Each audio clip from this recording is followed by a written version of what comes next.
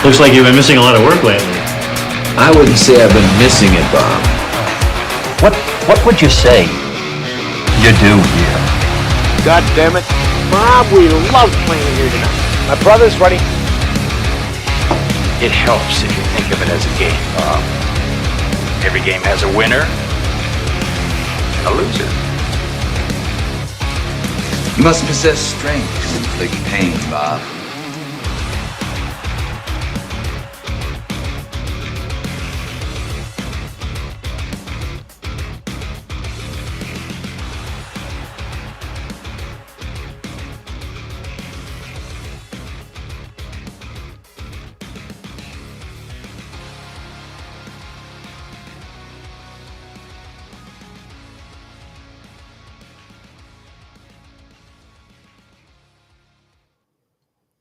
Good evening, ladies and gentlemen, and welcome to the Two Bobs Cast. We're an A to Z rock and metal podcast coming to you live just about every Tuesday night.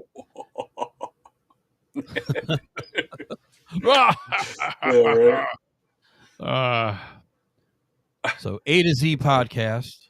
We're on our second time through the alphabet. We're landing at letter M, as in Mary, as in Megadeth. As today, in Mega, as in the Mega, as in Death. Mustaine, as in Mr. Mechanics himself, Dave Mustaine. I'm here once again with my partner, Mr. H. What's up, Mr. H? How you been, partner? I've been good. I'll start off with a quote that I've heard many times seeing him live, and I'm sure you've heard every time you've seen him live too, that my buddy Rob sent me. You've been great. We've been Megadeth. Mm-hmm. Yes, sir. Awesome. Yep. That's Megadeth in a nutshell. That's Dave. Yep. Love me some Megadeth, and I'm excited to get into it with you. We got lots of albums to talk about, We will get into it here shortly. But again, you kind of mentioned it. You've seen them a bunch of times. I've seen them a bunch of times. Such a good live band, and I'm sure we'll get into it. Yeah. It's never the same band. That's probably the only complaint is I didn't get to see them until the very end of their classic lineup. So I only got to see the classic lineup twice. After that, it literally every time I seen them was somebody different. So different guitarists. I know they had Drover for a little while. They had what's his face, the guy that's now in Flames, Broderick. They've had him for a while. So that's the only thing is unfortunately he hasn't been able to keep the same band together for a long time. But yeah, overall, one of my favorites. We kind of talked a little bit before. There was some times, and I'll talk about it later on, where Megadeth probably was my favorite metal band. Mostly it was Metallica, though, and I feel like those two were always kind of number one and number two for me personally. Just a lot of great music, great riffs, so we'll get into that. So, yeah, just to get you started, what do you got about Megadeth, partner? All right. Brian, I was Megadeth naive before this listen. Most of what I heard was brand new to my ears. Megadeth formed in LA in 1983 by Dave Mustaine after a long bus ride from New York. Yeah. Following being fired from Metallica. Metallica put him on a bus, woke him up in the morning, put him on a bus and said, "You're going home, you're fired," and paid for his bus ticket back. So he came, he did a lot of soul searching, he said, on that ride, and he came up with Megadeth, and he's like, "I'm going to move forward and start my own thing." And here we are, so it was confirmed that he admitted too, right? It was alcohol. Like he was just getting too drunk and they couldn't deal with him anymore. Yeah. Yep. So 42 years later, yeah, still around, still cranking out music. Some of it's still really, really good. Well, and he's sober now. He's been for a long time, which he needed. Obviously, he was. Yeah, I haven't seen him in a little while, and I'm curious to hear what they'll sound like now that he is. So they were kind of going downhill live there for a while towards the end, but the last few times I've saw him anyway.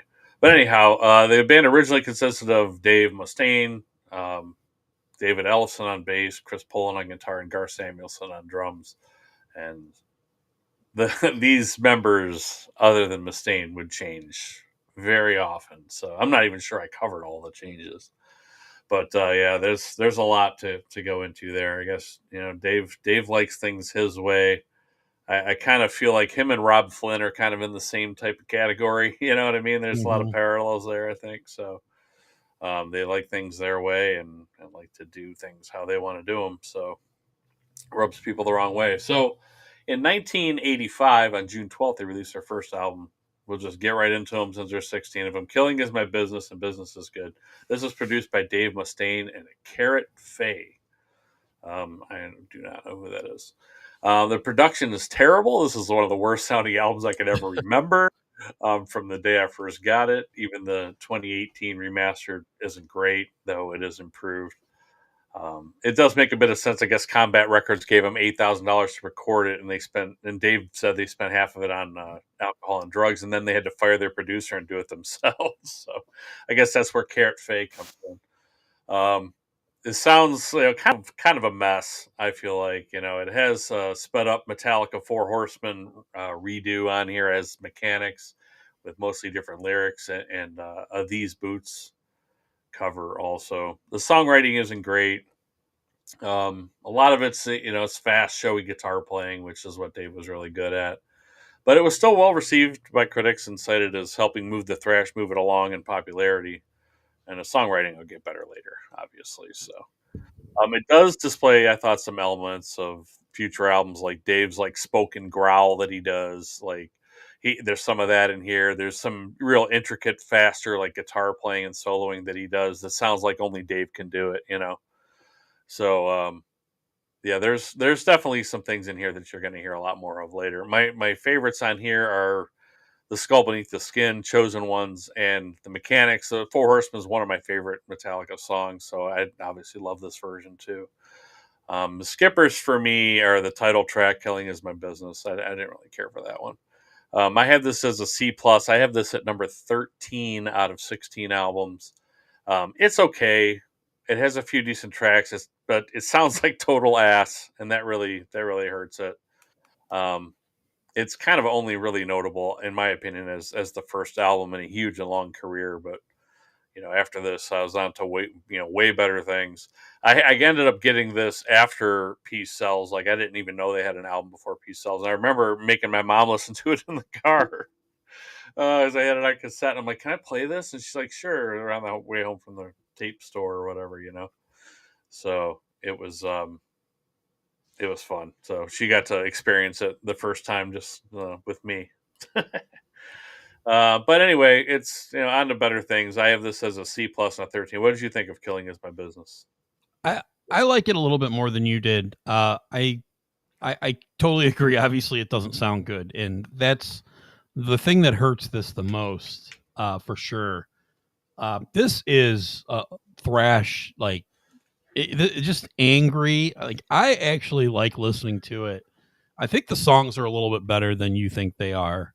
Um, Definitely, the production hurts them, but and this is just like thrash through and through, and it's loud, it's aggressive, it's brutal. Um, I appreciate it. It definitely he moves on to better things here, but I think it's a good first start for them. It's a good starting place. I don't know. It to me it's like a classic album. Like to me, Kill 'Em All is kind of in the same breath to me where I don't love it so much, but I look back on it as like the perfect starting point for the band. So Killing Is My Business. The title track is pretty good. Last Rites I really like. I really like Rattlehead. Of course, you mentioned Mechanics was a sped up version. I've heard that live so many times. It sounds much better live. Again, it's a good starting spot for me, but I don't love it. I still have it number 8, and I have it about C plus, about the same place as you, maybe a B minus. I just have it a little bit higher up the list. I think it's better than some of their stuff later on. That it doesn't sound as real to me. Like this, Killing Is My Business sounds. You can hear where he was at this point, and I can kind of respect that. Later on, it felt a little more copy paste. So at least I would give them the emotion here, the realness factor, I guess. So Again, I have this at number 8, and we'll give it a B minus. Yeah, that's fair. I mean, there's going to be a lot of these albums. I feel like you're probably going to have a lot of them grouped together too. Yep. So there's going to be a lot of those where we differ by 8 spots, but Yep. like hardly a letter grade at all. Yes. So Yep. I think there's going to be a lot of those. Like you said, it's a matter of I like it better when he became a better songwriter. You know, Mhm. like I like song structure and like it. This one is just brutal thrash, but Yep. there's not a lot of song structure there. So I'm a fan of that, and I like the different riffs and how you put them together. Where this was just kind of straight up shredding, Yeah. Yeah. So, but I totally respect it for that too. I mean, the dude's a phenomenal guitar player. You'll never hear me say otherwise. So Yeah. even back then, I mean, Sure. you're like, wow, man, this guy.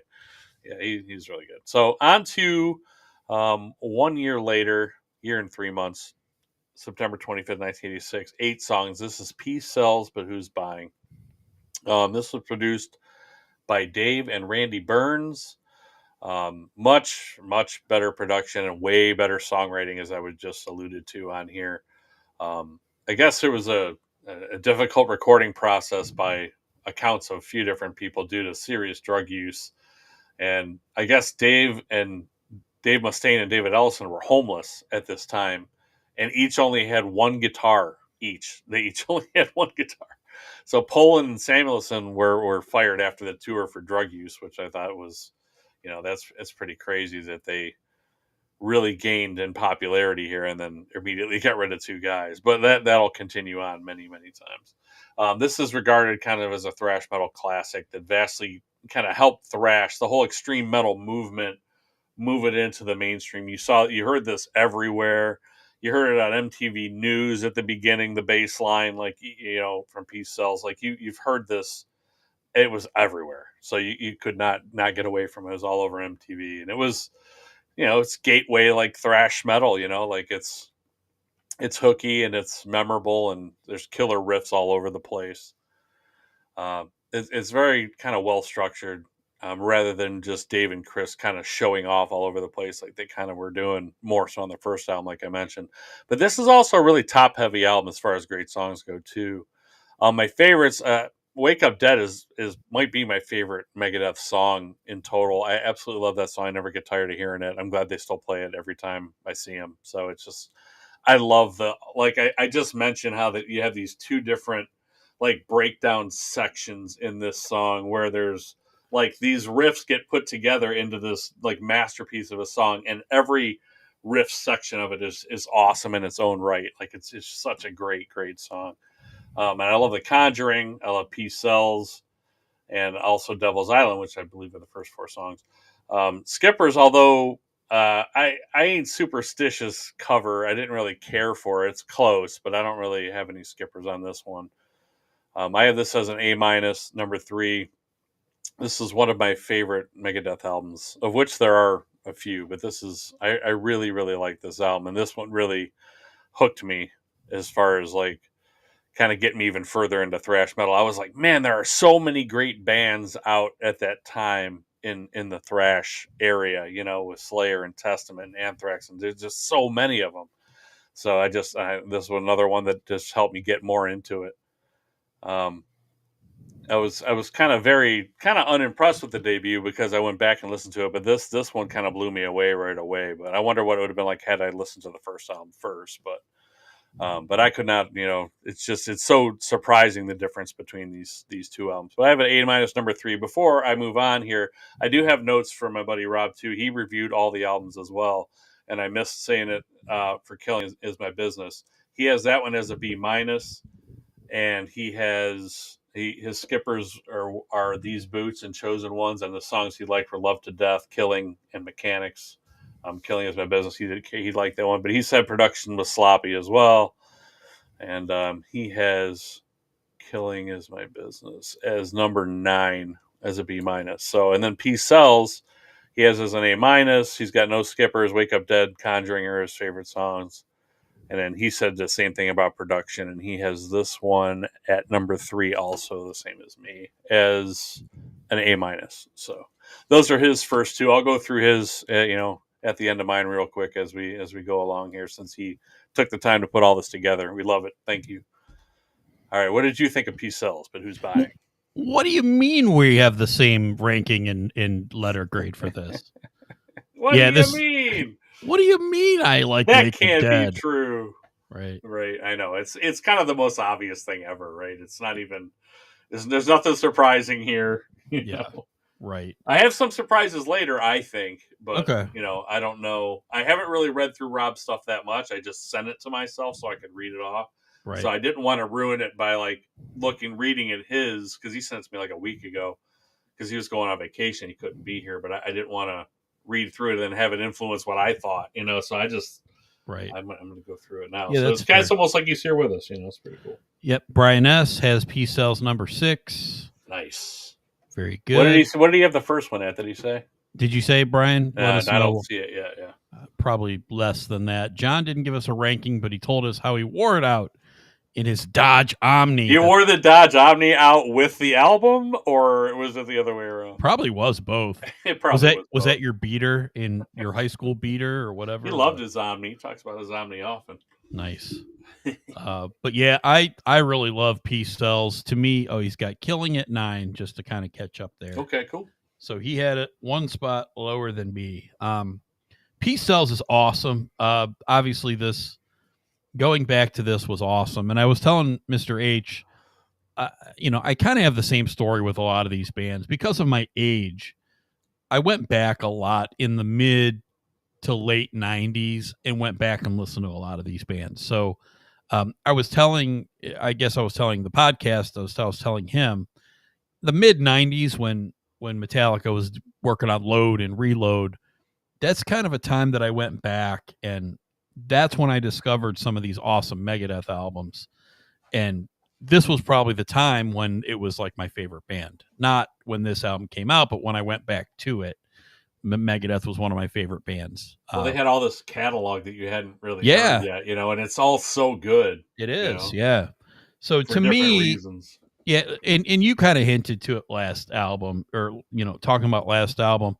I kind of have these grouped, where to me there's 4 amazing albums for this band, and then there's kind of like the mid, and then there's the ones I don't like. So you could kind of rank them in any order depending on the day.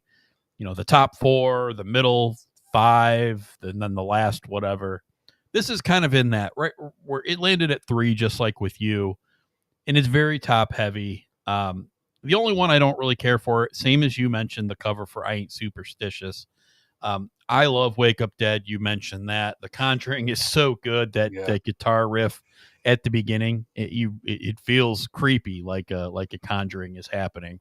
Peace Sells, of course, we all have heard that a million times, and MTV News used it with the MTV News. You hear it doom doom doom doom doom doom first. Yeah. All growing up, I heard that a million times. Yep. The typewriter letters. Yep. So, Good Morning Black Friday, so good. It's so good. I love it. Devil's Island, like you mentioned, this is a really great album. Again, it's an A- for me too, and I also have it number 3. This could probably be 2 some days. It could probably not 1 for me, but it's pretty solid 2 to 3 for me, but I have it at 3 today. Peace Sells, but who's buying? I definitely bought it. It's funny that you said today, because I have a few of these where I'm like, I had to rank them as of just this time when I listened to them. If I did this all again over the next week or 2, these would probably, a good number of these, maybe a quarter of them would probably change. Yep. But it's just this time for sure. So on to album number 3. So far, so good. So what? January 19th, 1988. 8 songs on this one. This was produced by Paul Lonnie and Dave Mustaine. You're going to hear Dave's name a lot. Production, the mixes kind of sucks again. It's not as bad as the debut, but it kind of sucks again. I'm like, man, they had such polish on Peace Sells, and then this one, I'm like, man, I remember being disappointed back then, because by now I was way into them. So when this came out, I'm like, here we go. And then I was like, man, this sounds awful. Like is something wrong with my tape? I think I probably went through like one of those head cleaner cassette tapes with the little alcohol squeezy thing. And probably ran it through there and it still sounded like crap. Anarchy in the UK is a great cover, unlike like some of their other covers aren't great. Like I Ain't Superstitious, but Anarchy in the UK fits them perfectly. Dave's his angry growl voice, it's just perfect for him. It's almost like they wrote the song for them to do.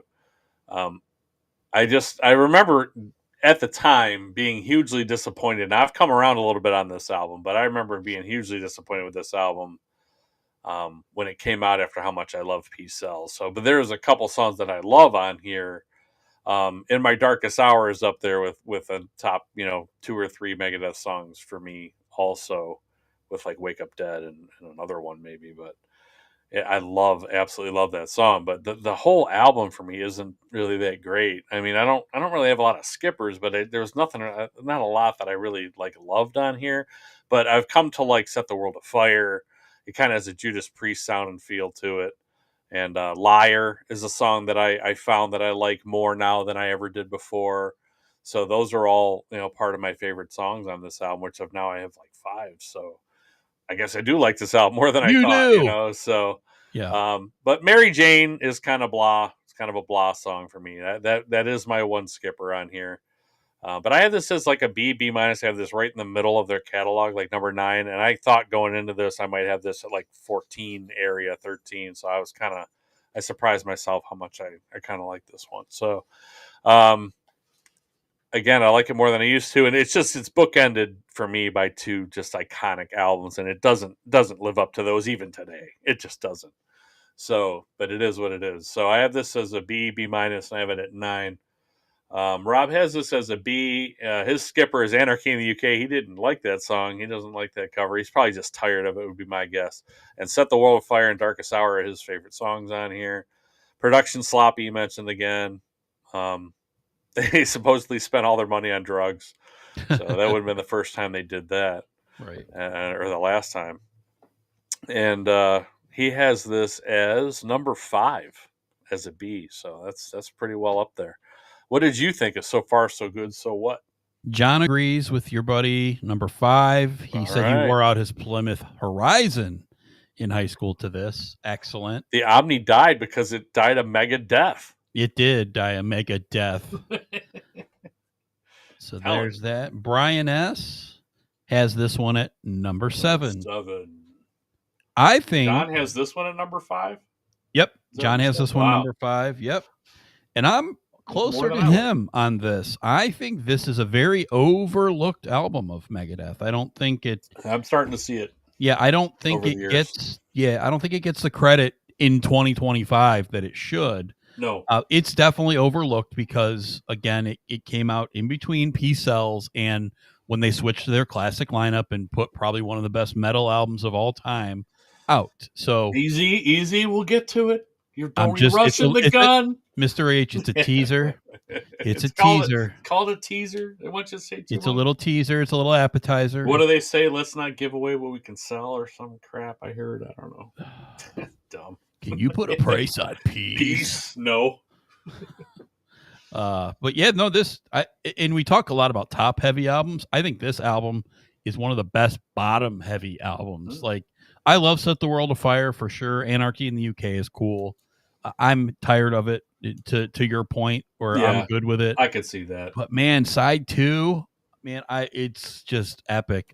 502 into My Darkest Hour with Liar and Hook and Mouth. I love the second half of this record. I think it's so good. It's funny when I got to this album, I listened to it 1 to 8, and then I started it back at 5, and I started at 502 again and in My Darkest Hour. So, definitely really, really like this album. Not good enough to make it into those top 4 that I said.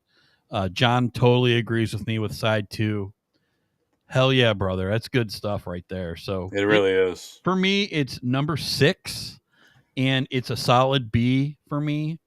Again, they're going to put out such awesome stuff here coming up that we're going to talk about that I couldn't put this ahead. But this one is just, I think it's so overlooked by so many Megadeth fans. And I think the second side of this really makes this in the top half of their catalog for me. So far, so good. So what I have at number 6. All right.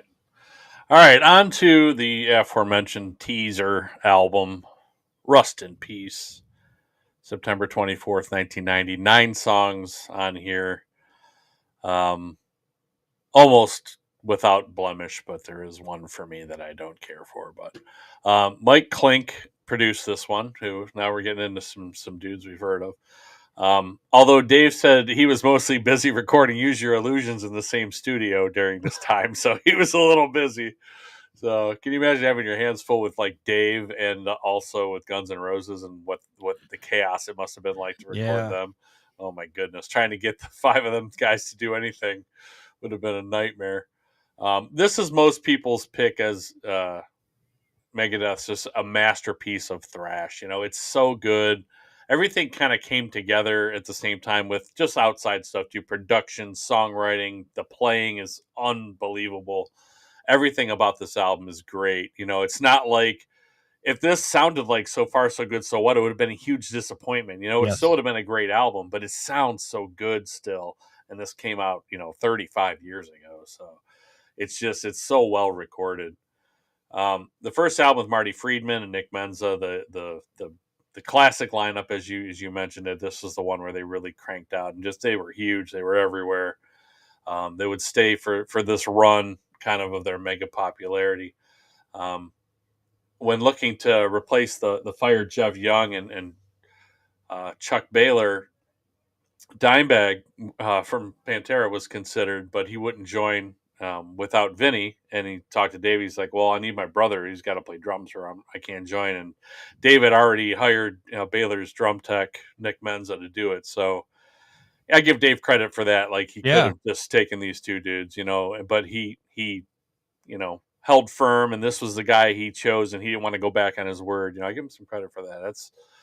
That's not always the Dave that we hear about, but that's good shit right there. He almost hired Chris Poland back in the band. He, I guess, tracked 99% of the demos for all the songs on the album, but the management, I guess, talked Dave out of it somehow. They're like, you don't want to do that.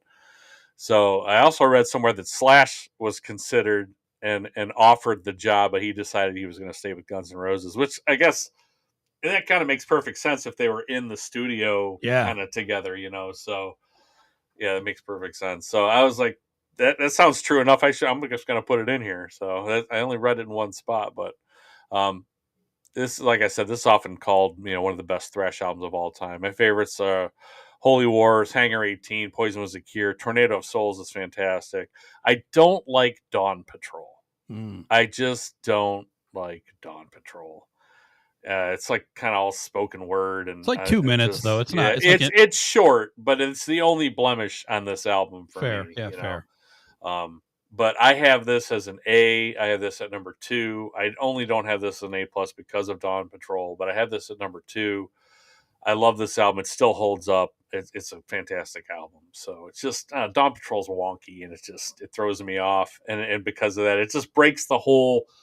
This momentum of this album is so good, and then it's almost to the very end, and you get that, and I'm like, it's just like maybe it's to wake me up for one more song, I guess. I don't know, but it's just I don't know. That one is off-putting to me. So let me go back to Rob's thing here if I can find it. He had this at what?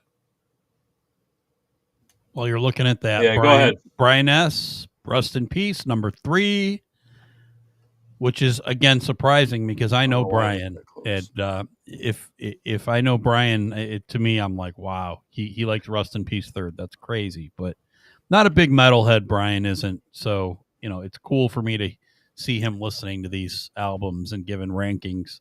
And then John, of course, has this one at number 1, and it destroyed another one of his cars. So I'm glad that Megadeth is Megadething all his vehicles. Yes. So I hope you have a new vehicle for every single album. I will be disappointed if you don't going forward, even when you're an adult and responsible. All right. So what does Rob have? Rob has Rust in Peace as an A. His skipper is Dawn Patrol. Also, Okay. he likes Lucretia and Tornado of Souls as his favorite songs, and he does not have any notes other than that, except that he has this at number one as an A in his rankings. So this is his number one album. Rest in peace. Okay. Excellent. Well, I How about agree. you, sir? I agree with Rob and John. This is my number one as well. Now, a lot of that is based on two songs, which are my two favorite Megadeth songs, because they are Holy Wars and Tornado of Souls, of course. Marty Friedman, to me, was the perfect partner for Dave Mustaine, because they, and I've talked about this through all these bands now that we talk about. I love the dueling guitars, and I love the chemistry when two guys have this amazing chemistry to just play off each other. We talked about it with the Eagles. We talked about it with, obviously, Metallica. We talked about it with even like bands like Gojira and Machine Head, like when Machine Head was at their best. There's just this special moment when you have these long passages with songs like Holy Wars, where Dave plays a solo, Marty plays a solo. They just go back and forth, and it's just, they kind of pick up where the other one left off. And these are my favorite solos that they do. Tornado of Souls, that solo is just, it's amazing to me. It's again, one of my top, and I'm a guitar solo guy. Man, he just goes on and on and on and on, and with Dave ripping on that Tornado of Souls riff in the back, and Marty just going over top of it, man. It's just awesome. Hangar 18 is an incredible song. They always play that one live too. I love that one because it just kicks right into the song and just goes right into it. Take No Prisoners, Take No Shit. I mean, amazing. Five Magics is so good. Lucretia, so good. Dawn Patrol to me has never bothered me, but I get it. I understand. It does kind of break up it from Tornado of Souls, because it's that long 2-minute solo for Marty, into Dawn Patrol, and then Rust in Peace, and you kind of have to, get back into it again. But it flows for me, just personally. It's an A+ album for me. Again, I hinted before, it's in that list of greatest metal albums of all time for me. It just is. I have it up there with the Master of Puppets of the world, and the Ride the Lightnings of the world, and those type of albums. This had that kind of impact on me. As soon as I heard this going back, I just couldn't stop listening to this. It's one of the first metal albums I ever bought, and I just kept listening to it and listening to it and listening to it, and it's just so good. Again, I think when I talk about these albums, sometimes I get stuck between how I felt before and how I've kind of continued that. So there's definitely different things that go into what I would put as my favorite. But again, we have other great albums by them that I could definitely switch depending on what day it is. This is an A+ album for me. Megadeth has another A+ album for me coming up. So it was really hard to go 1 and 2. But for now, I'm just going to say Rust in Peace, number 1 for me, A+. It just never gets old. I can listen to Holy Wars over and over and over and over and over and never get sick of it. And I would go see Megadeth play live anytime just to hear Holy Wars live. It's amazing. So, Rust in Peace, number 1. All right. On to Countdown to Extinction. July 14th, 1992. 11 songs on this one. This is now Max Norman and Dave Mustaine. This album is masterfully recorded. This is a sonic headphone gem of an album. It's just killer. It sounds so good. This is the second album with this lineup, and they all contributed to songwriting. This is peak Megadeth for me. It's just great stuff here. I mean, yes, it was a commercial breakthrough, the mainstream, which, put them in a place where I couldn't go see them at the Agora or whatever anymore, so, or at smaller places, which that really kind of sucked, but it's so good. But they were everywhere at this time. I feel like there was a big kind of flux in music going on right now between Rust in Peace and this album, obviously with the grunge thing hitting, right? And this album is kind of like one of the few steady things that you could count on at this point was Megadeth. Like you didn't know what this grunge thing was going to be, and like the kind of sleaze rock, hair rock stuff, metal of like the last. All you had, you didn't know what was kind of going on, but you knew that like Megadeth was going to be Megadeth and Metallica was Metallica, right? So it was kind of cool that you had them to lean on, and I think that's sort of kind of what really blew up both of them up in popularity at that time too. Was I think that kind of helped them. But you could definitely, and they just killed it on this album. They just absolutely killed it. It's some of the simplest, most unforgettable riffs you'll ever hear. Where like they weren't as big as Metallica. Their careers paralleled a little bit here at this point in their apex and popularity, and then the controversial kind of dividing music that would kind of be created and come up in the second half of this decade from both of those bands. So there's kind of a lot of parallels there, and I feel like Countdown to Extinction is like second only to Enter Sandman for like the most learned beginner guitar heavy metal riff of all time. Like Smoke on the Water, like in these two songs, like that song, like I've heard so many people try to learn to play that song. It's ridiculous. So it's just there's a lot of parallels there with Metallica. I'll talk about that again later a little bit too, but my favorites on this album are Skin of My Teeth, Countdown to Extinction, Architecture of Aggression, Foreclosure of a Dream, Sweating Bullets, Ashes in Your Mouth. I just, Psychotron's great. I mean, I could just name them all, really. Again, Captive Honor, again, they did it to me with the second to last song. It's kind of close, but it's better than Dawn Patrol. So it's kind of, again, it's close to being a skipper, but it throws me off, and I'm like, why do they do this? So, but then there's going to be other things that kind of Dave does like this that I do like. So, but at this point I'm like, But anyway, I have this as an A. I have this at number 1. I absolutely love this album. Never gets old. Like I thought going into this that for me, Rust in Peace would hold up better, and that would be my number 1 album. But when I listen to all these albums, I'm like, this one just kind of put a smile on my face more than anything else did. It's just, I love all of these songs so much. So, and it takes me back to this time when, the early 90s where, like I said, like them and Metallica, these heavy bands were the one thing that you could rely on. It's just so cool. The first 5 songs on this album are kind of one of the best first halves of an album. I'll put that up against almost anything in my life. Like the second half of this album is really good too, but the first half is legendary as far as heavy metal goes. Like it's so good. So I have this at number 1. Let me see what Rob wrote here. He's got A-. He likes High Speed Dirt his skippers are High Speed Dirt and Captive Honor. I like High Speed Dirt. His favorites are Skin of My Teeth and Ashes in Your Mouth. And I said he had this as an A-. He's got this as number 4 on his list. So okay. What did you think of Countdown to Extinction? Brian agrees with you. Number 1, he loves it. Absolutely love it, man. Everything about it. So good. The production. Oh, my God. Mr. John has him number 3. And he said, shockingly, the Aries was still around. I think they went with like a bit lighter sound. It's just not as heavy. So it just, the Aries survived it, I guess. Yeah. Well, if he could survive Rust in Peace, definitely. He was probably like, okay, I'm not rattling as much right now. Like, this is more clean. So, right. Yeah, I mean, I kind of jumping on what you're saying, were the parallels. So this is around the time that the Black Album came out.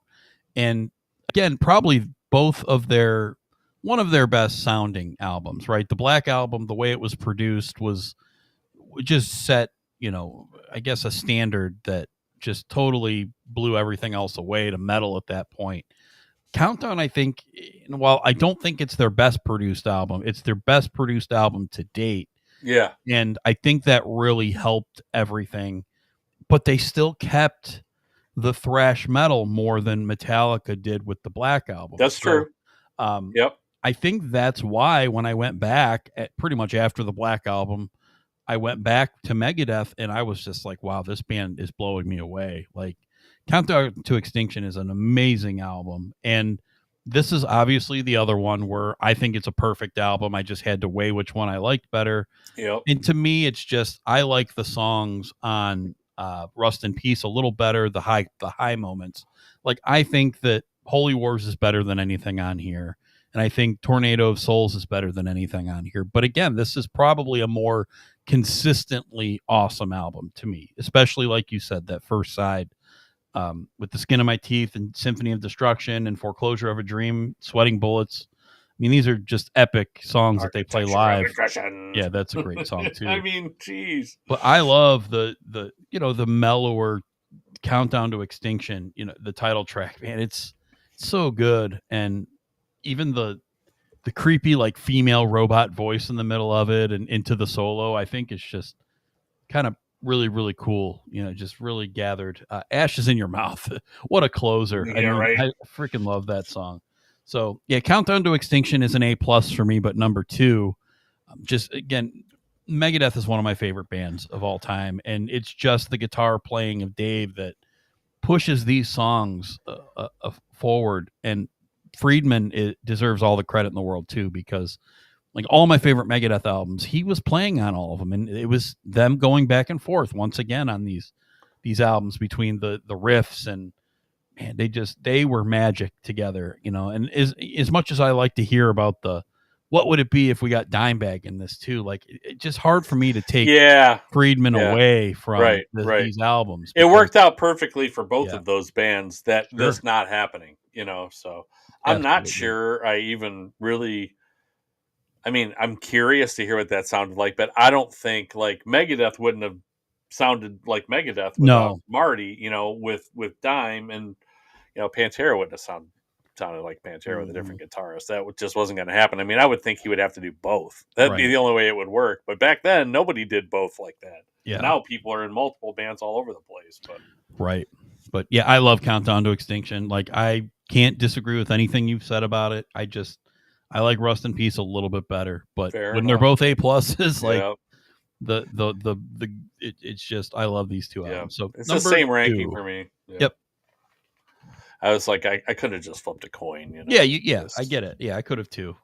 On to Euthanasia, November 1st, 1994. 12 songs. Max Norman again and Dave Mustaine. Awesome production again. This one sounds, as great as the last two have also. This picks up the kind of softer, hard rockish Megadeth that seemingly kind of started on side 2 of Countdown a little bit.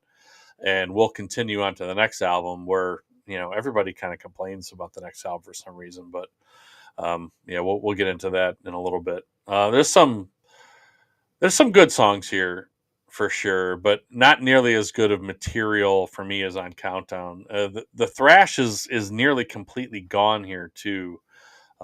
Dave said it would it should only be labeled as a Megadeth album. Like he was really upset with the alternative metal or post whatever. Is this thrash? Is it hard rock? Is it, he's like, it's just Megadeth. So it just when he says something, it just makes me shake my head. So finally a ballad that works for Dave here. I mean, he did try some spoken word stuff, and it just wasn't really working for me with Dawn Patrol and Captive Honor, but the A Tout Le Monde really, really works for him. It's a really, really well written song too, and it's done even better later on in their catalog. It's just a great heavy metal ballad.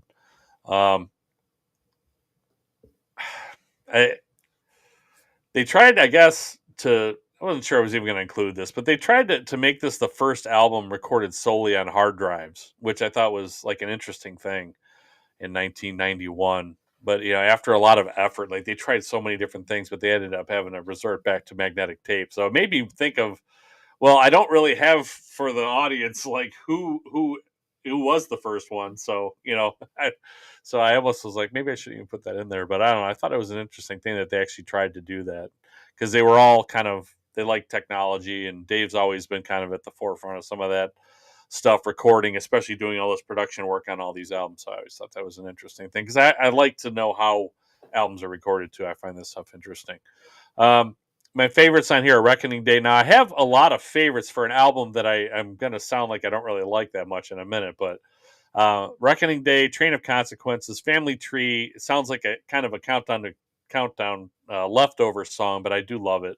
and Black Curtains. So that's like 5 songs out of 12 that I really like, and I don't have any skippers, but yet I kind of have this as a B minus, and I have it at number 11. And I listened to it and I thought, all right, I didn't really like this album that much when it came out, and I find that I still don't. As I was listening to it, there's some great guitar work and some great riffs here, but the songs just aren't nearly as good as the previous 2 albums, and they aren't memorable songs to me like Megadeth can and has written. They will write a lot more of them.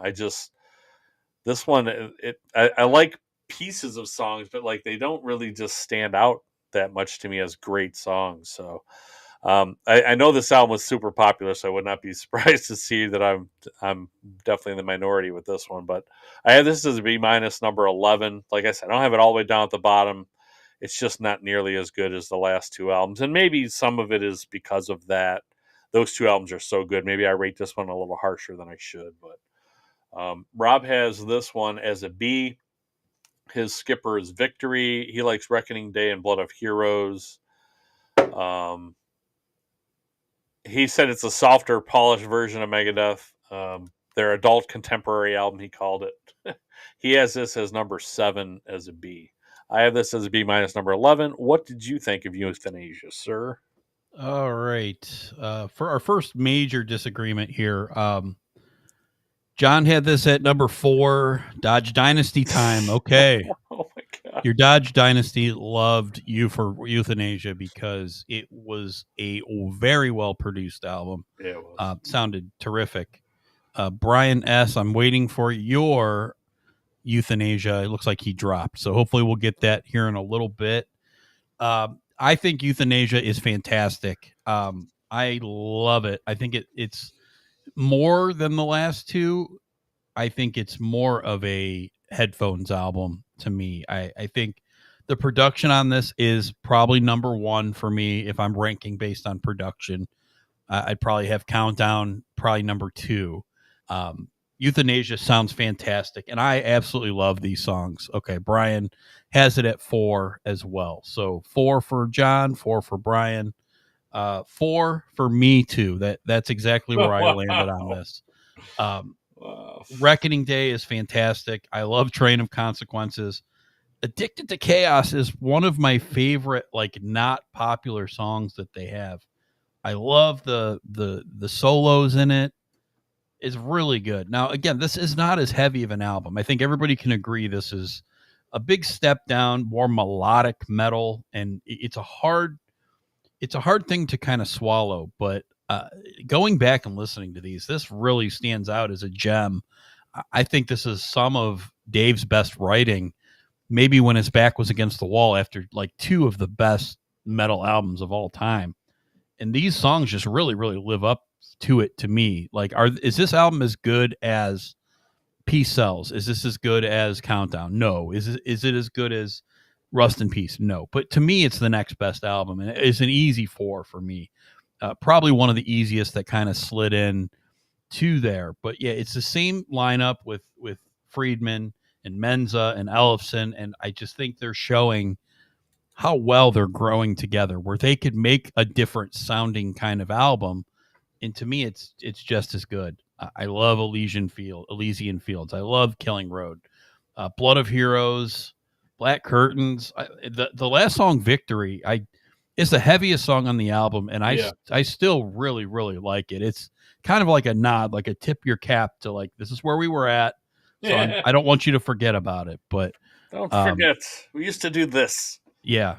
And John, I totally agree with you. He's saying here, to be fair, Megadeth was a very tight ranking compared to other bands. So, I agree with you.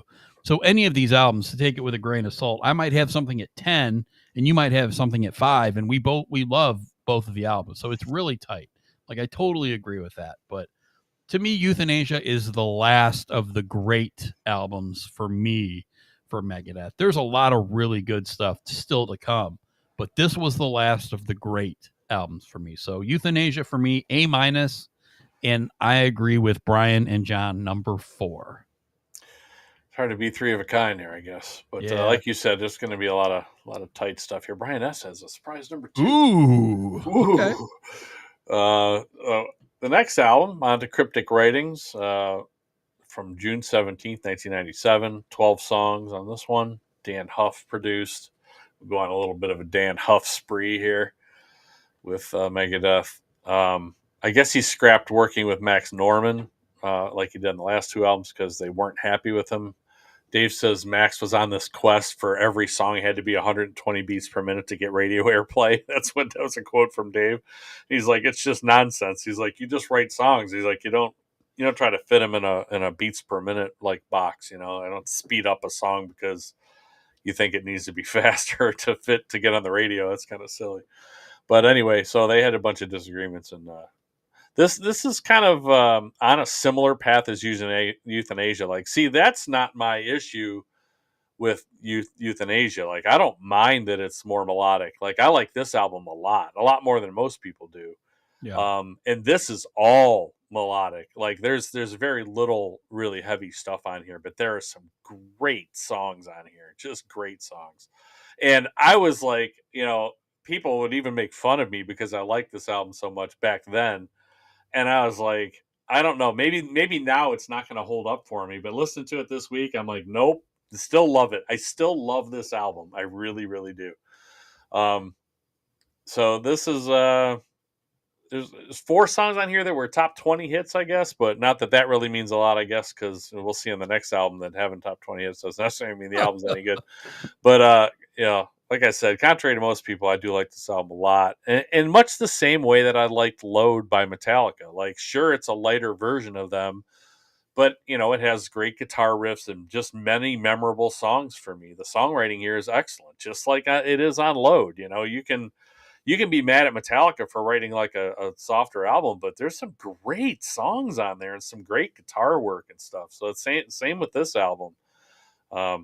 So another parallel that this was around the same time that what the Reload came out. Like, Load came out I think 96 and Reload came out I think in 97, and that's when this came out.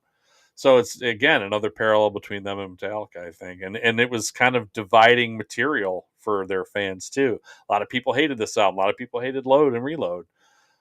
So anyway, my favorites on here are Trust, Almost Honest, I like a lot. The Disintegrators, Secret Place is a fantastic song. I don't know how that song didn't kind of get bigger than it did, but it just was kind of wrong time, I think, for a song like that to come out like on the radio with, the Limp Bizkit and Korn and, stuff that was out at the time. It didn't really sound like that, but it's just a really, really good Megadeth song with a great riff. She Wolf is a song that, I'm not kidding you, I don't know what it is about that song, but I've woken up like 5 times, in the last 7 days, and I've had She Wolf stuck in my head. I don't know why. So FFF I like a lot too. Skippers, there's none on here for me. There's nothing I would skip. I have this as an A-. I have this at number 5. I just feel like it's just got much stronger songs on it than Euthanasia does. And I still really like this album, even though I was like, I might not like it as much as I used to, but I still did. Rob had this one as a C-. He did not like this album. He's one that he'd make fun of me because I like this one. His skippers are most of the album, except for Trust and She Wolf. He likes She Wolf too. Some riffs don't even sound like Megadeth. Again, I can't disagree with that. It's not thrash at all. So if you're looking for thrash, you're not going to really find it. There are some speedier songs on here, a couple of them, Disintegrators, but it's not like it used to be. So totally understand that. And he has this one as a C-, and he has this at 14 out of 16. So he really doesn't like cryptic writings. Wow. So he used to make fun of me a lot for really liking this album, but I still like it. So okay, I don't care what he thinks. I don't care. Hey, you like what you like. Right. And I love this album. I really do. I wanted to give it an A and just kind of moved it even higher. Nice. Brian S.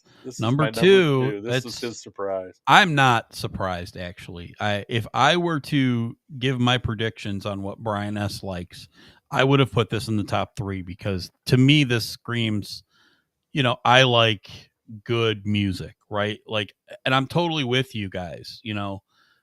I don't have it as high as both of you, but I really like this album. John actually has it exactly where I have it. I feel like me and John are like right on here, basically right on with what we like. Like twins. Yeah, we're like twinsies. Twinsies. You guys are wearing the same shirt, aren't you? I'm just wearing a black T-shirt, so I bet John is too. John, are you wearing a black T-shirt? Just tell me. Did you have a Dodge Shadow or a Dodge No, Aries I did. or a I Dodge Omni? did not have any. I have a Dodge now, but I don't. There you go, the Dodge buddies. I knew it. Um, we remember John when we played dodgeball back in the day too. Dodgeball. If you Right. could dodge a wrench. Awesome. But yeah, I really like Cryptic Writings, and it is number 7 for me. But to me, it's just more of a testament to how much I like the top 6 albums. Actually, there's one surprise in there that I have that's coming up. That's one of their later albums that came into their top 5 for me. But Cryptic Writings, to me, this is when I first came on board with Megadeth. This is when I first saw them. I saw them twice for this album. You see them at the World Series of Metal at the Agora? Nope. I saw them at the Jar in Akron. Okay. Yeah, I was at that one too. Yep. That Life of Agony and Cold Chamber opened up for them. Yep. So Love that Cold Chamber, and I thought Life of Agony. I'm like, what am I watching here? Yeah, that was tough. I had no idea what I was doing there. But I did. Cold Chamber was touring for their first record. They were getting huge because they were just brand new. And yes, Megadeth played a lot of the Cryptic Writings album, which again I didn't mind. I thought it was fine. I really liked the songs. And then the other time I saw them was at the Rubber Bowl, which you also were there when they played a lot of these songs as well. They were touring for this album at that Rubber Bowl for Ozfest. Yeah, it was before Risk came out. Yeah, yep. 98, I think, right? Yes, I believe so. So I think Trust is one of the best riffs he's ever written. I love that riff. They still open with it, I think, right? They don't open with it. No, but they play it at every show. They open with it forever. Yeah, I'm sure they did. No, I think because I've seen them a couple times recently. I think they've opened with Holy Wars the one time, and then The Sick, the Dying, and the Dead, because I saw them for that tour. And They opened with that song. But Trust is every time I've ever seen them, they've played Trust. So it's one of their biggest songs. Again, I agree. I love that riff. That riff that Dave plays, the very beginning, not right after the drums when it kicks in. Just that drum riff is amazing too. It is really it starts cool. off, that. It's so good. I agree. Almost Honest is great. The bass too. Mastermind is cool, like a funky little riff. I like that. The Disintegrators is cool. You mentioned Secret Place. I remember. I think I've mentioned it before. I bought that Woodstock '99 album, and that's the song that they had on there. So I had a live version of it that I listened to all the time. Another awesome riff. The yeah, it's like really, an really Asian sounding kind of riff almost, like an Egyptian Far Eastern. So thing. Good. Yeah. She Wolf obviously is great. They played that a lot when I've seen them as well. Vortex is cool, and Fight for Freedom. The last song is FFF. You mentioned. Yeah. Cool track.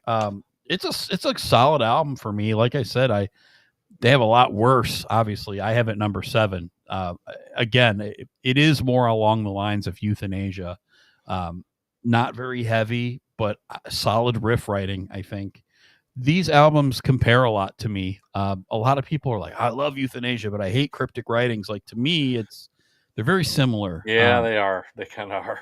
They're very similar with what Dave was writing at the time. So, number 7 for me.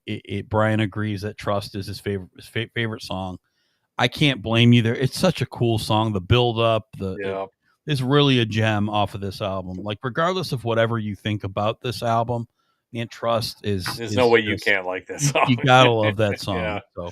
But yeah, Cryptic Writings for me is what do I have it? I have it number 7, and I have it as a B. So good stuff. Awesome. Yeah, it's like that's Trust is a song that could have been on Peace Cells. Sure. It could have been. It just fits right in. It's like if you don't like that one, you're not a fan of Megadeth. So on to Risk. August 31st, 1999. 12 songs. This is Dan Huff again, and Dave. Is Crush 'Em a Turn Me Loose by Loverboy cover? Yes, it is. I swear to God. I was like, I heard it so many times in there. I'm like, this is Turn Me Loose. What's going on here? Oh, my God. It's just a very similar guitar riff and bass line. So I don't hate it, but it's definitely not Megadeth. But yeah, this album pretty much sucks. Yeah. This is Kenny Loggins puts out heavier stuff than this. I mean, like, what is Breadline? Is this Bruce Springsteen? Like, what is that song about? Like, Oh, it's so weird. Like Dave said, the only thing holding it back was that it was a Megadeth album. So before he wasn't concerned about labels as long as it said Megadeth on it. Now he's saying that this album would have sold millions and millions of copies if it didn't say Megadeth on it. So now it's holding them back. So as if any other name that was on it would make it better and make it sell better. It's still garbage.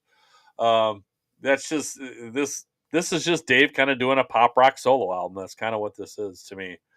Um, I like Cryptic Writings because the songs were so good and at least somewhat kind of reminiscent of Megadeth. You had like Trust, you have riffs here and there, you have Disintegrators, and you have some songs that still kind of there's Megadeth in here, but they've totally lost the Megadeth on this one. yeah. For me, this is easily their worst album and kind of a waste of time. Like I thought, all right, I'm gonna go into this album. I knew I always didn't like this album, but I'm gonna try to go into it with an open mind. I haven't listened to this album in probably 18 years, something like that.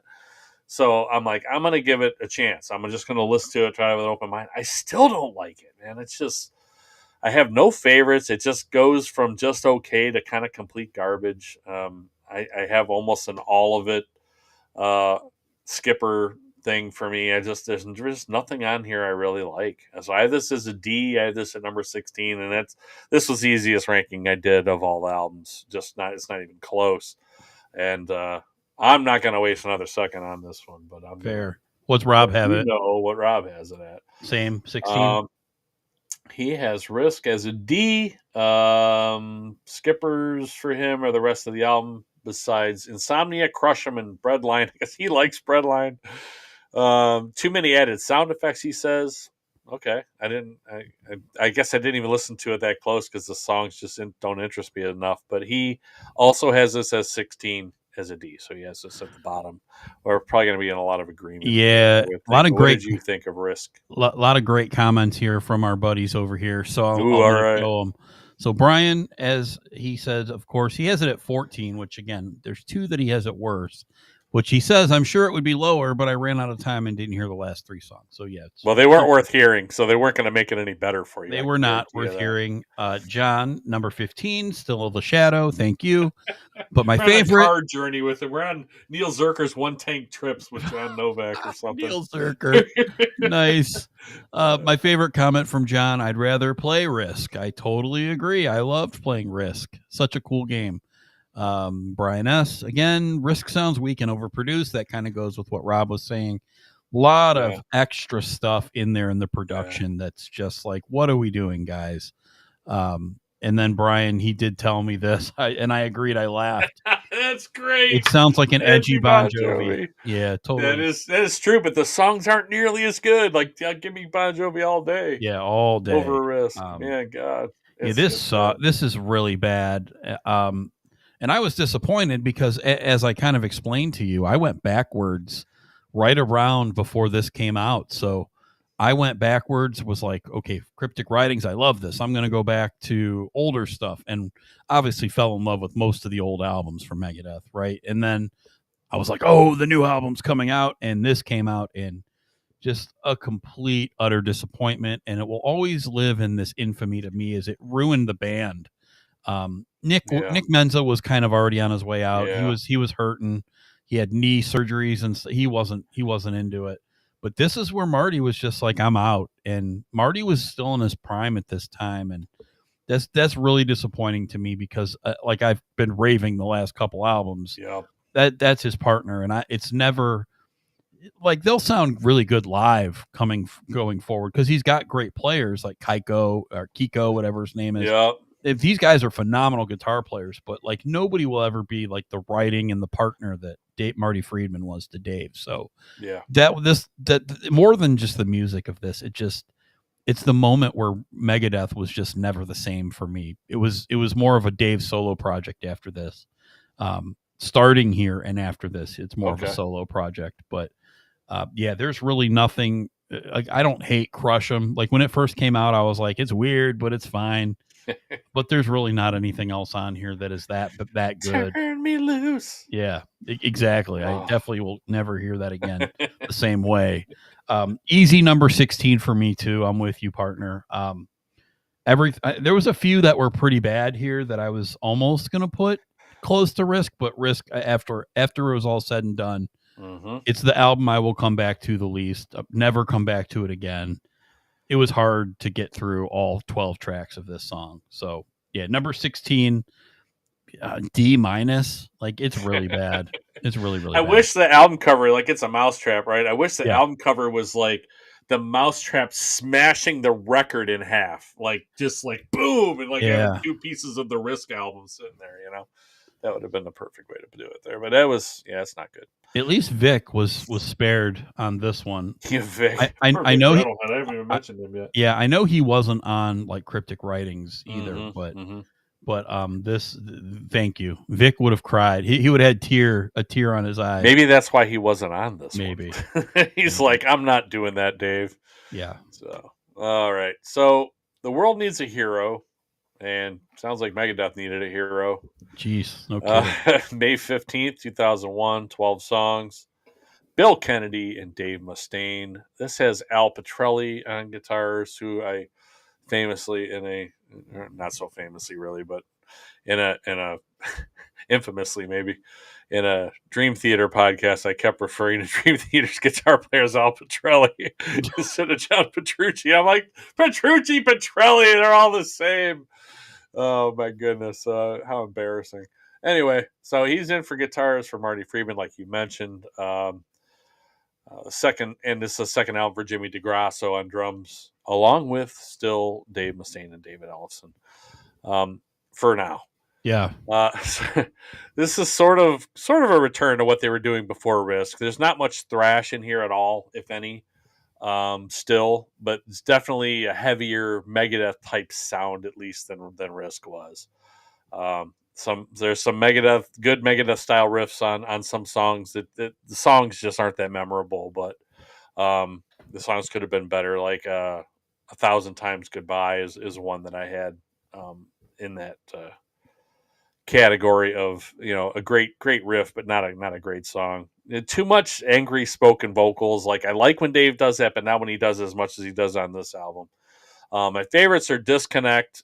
This is kind of a common thing for them. It seems like they do put one of their strongest tracks at the beginning of a lot of these albums. So I was kind of noticing that as I was going through. I mean, I think I already kind of knew that, but it was even more evident on these albums as I was going through. I'm like, yep, that's the best song on here. Skipper's The World Needs a Hero. Again, angry spoken word vocals just don't work for me on that one. I have this one as a C. I have this one at number 15. There's just very little that's memorable here, except for Return to Hangar 18, but it's just a lesser version of the original song. Like, I love Hangar 18. I didn't really need a second one that's not as good, But this is definitely sounds better than Risk. So I don't want to sound like I'm not grateful that this is definitely in a better direction. It's just I didn't really care for the songs that much on this one. So, but I have this at number 15, but just kind of a solid C. Again, I only have the one skipper, so it's not that bad.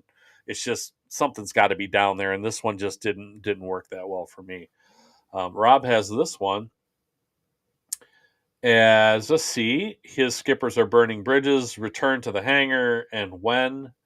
And he liked Disconnect also, and Moto Psycho. Moto Psycho, I was like, I kind of thought about putting it in there as one of my favorite songs in here, but I'm like, is it really that good? I don't know. It's a song that's okay. I wouldn't skip it, but I don't really love it either. But I feel like if I listened to it a bunch more times, maybe I would like it more. But he has this one as number 10 as a C for World Needs a Hero. What did you think of The World Needs a Hero? I will show Brian's first. He had this number 13, just above Risk. So I feel like that's going to be a theme here.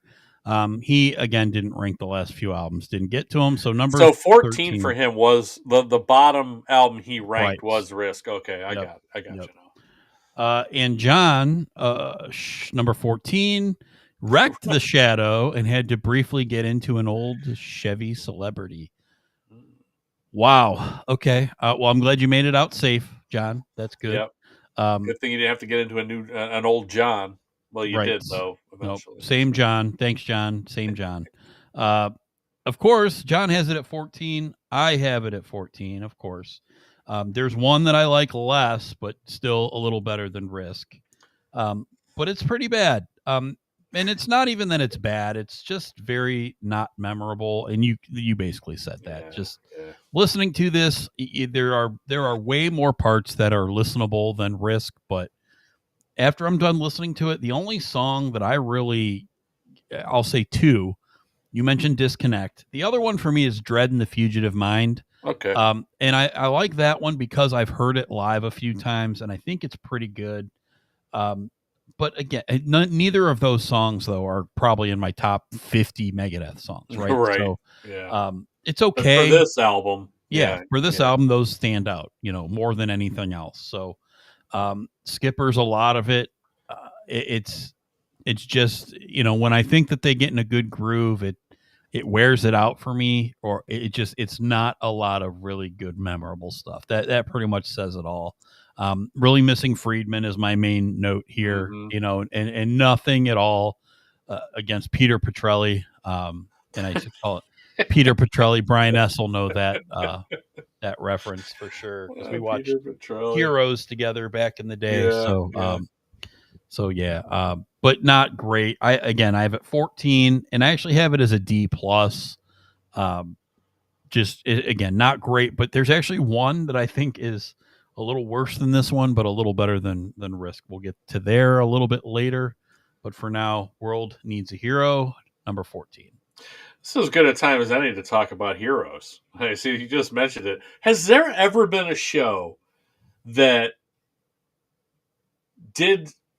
got so bad after such a great first season? That show, it was fantastic.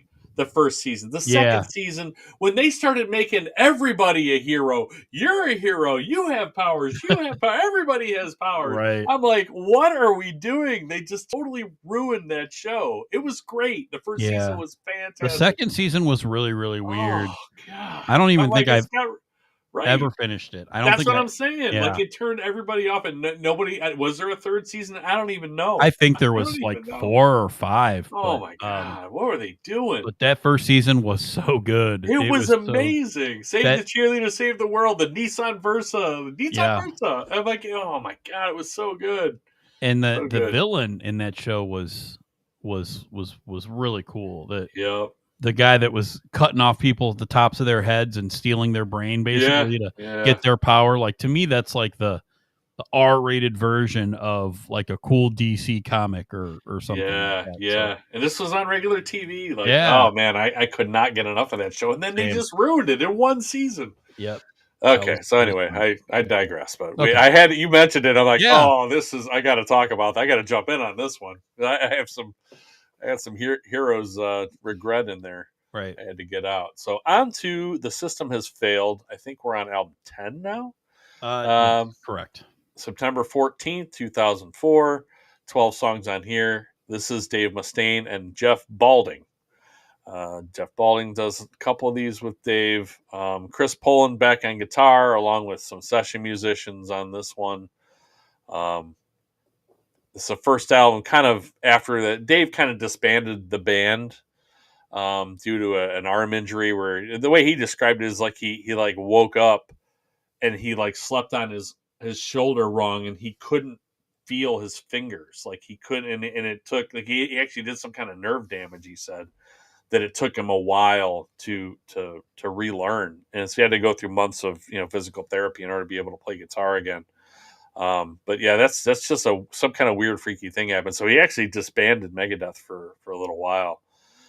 This is still kind of going down the mainstream Megadeth rock thing, though, like Die Dead Enough, Scorpion, Tears in a Vial. Those all kind of, just kind of mainstream Megadeth rock. Like, that's what I would describe those. But the songs are better on this album. Yeah, they're a little better, yeah. So some of these are actually memorable. Like that last album, like World Needs a Hero, that came out in 2001, which is 24 years ago. Like, I barely remember any of those songs. Like, they just don't stick in my head. Right. This one, I was like, okay, yeah, I remember this one. I remember Kick the Chair. I remember, Die Dead Enough. So these are memorable songs. So these definitely are a lot better. Dave Ellefson didn't return due to kind of Dave changing the terms of his compensation after asking him to come back. So the Drover brothers, Sean and Glenn, were recruited to tour for this album. Dave Ellefson is on this album, but he left shortly after. My favorites on here are, again, Die Dead Enough, Kick the Chair, Back in the Day, Something That I'm Not. I like all four of those a lot.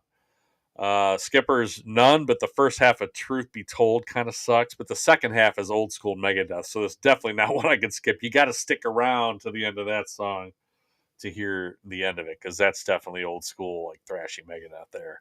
I have this as a B, just a solid B. Number 8. I just like this one better, and this is where, like, I like these songs better than Euthanasia. So this is where, like, I had Euthanasia kind of in the same B category with some of these other albums that are coming up here.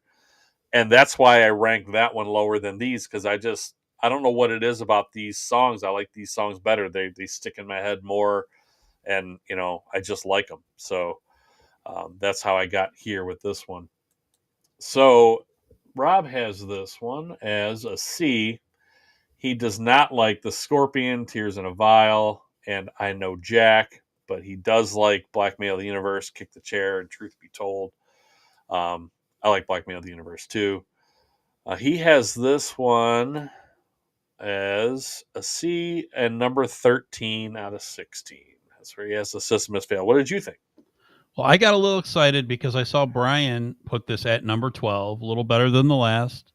John has this number 12 also. Dave remembered how to write songs a little, and his Honda Civic also liked it a little more too. Wow, all right. It was I thought it would be maybe a clean sweep, because I also had it at number 12 alongside Brian and John. So it's funny. Bunch of group thinkers. We are. Again, much better. The gap between where I had World Needs a Hero at 14 to this at 12 is quite a bit better. Big, yeah, it's a big gap. Quite a big gap, even though it's only a couple. Again, It's Megadeth. It's one of my favorite bands, so I still really like this. You mentioned all basically the same songs that I like. I like Kick the Chair, Die Dead Enough. Back in the day, I do like Of Mice and Men too. Of Mice and Men has a cool singy chorus, so sure does. So cool stuff. I really, really, really like this album. I think this is kind of the moment where, like, I think I at least really like everything on my top 12 albums by them. 13 was kind of the cutoff for me to where I was like, all right, but this is a good album. Number 12 doesn't mean I don't like it. It's still like a C plus for me, so it's good. I do think there's some lulls in there, like middle of it, like basically your friend said, Tears in a Vial, I Know Jack, not great stuff. The end of it, Shadow of Death, like Psalm 23, in there, Into My Kingdom. I could go without that. But number 12, a good solid C plus Megadeth album for me. Some good songs, which I will take some good songs any day. Yes, sir. All right, on to United Abominations. This is May 15th, 2007. 11 songs on this one. This is Dave Mustaine, Jeff Balding, and Andy Sneap makes an appearance now, and we'll see him for a couple of albums. James Lomenzo on bass here, and the Driver brothers are still with Dave. But during the tour, Glenn Drover left. Guitar player Glenn Drover left, and Chris Broderick would join the band, who I like probably second to Marty Friedman in this band. Although Chris Poland on Peace Cells is just ridiculous, but there's one album. But I really like what Chris Broderick did with this band too. Although, sure, he did help write some stuff, but not a whole lot. But I'm a fan of his guitar playing, and I would always joke when Rob and I would go see them. Like, we've seen them a couple times with Broderick, maybe 3 times or 4 times, different places like Tower City Amphitheater, Blossom. We were in the pit for Blossom and saw him. So yeah, we saw him a bunch of times, and it always looked like Chris Broderick was just bored. Like, this was like the easiest stuff in the world for him to play. Like, he would never look at his guitar, and he would nail every note of every one of these songs. He almost looked like he was bored up there. But he's a fantastic guitar player.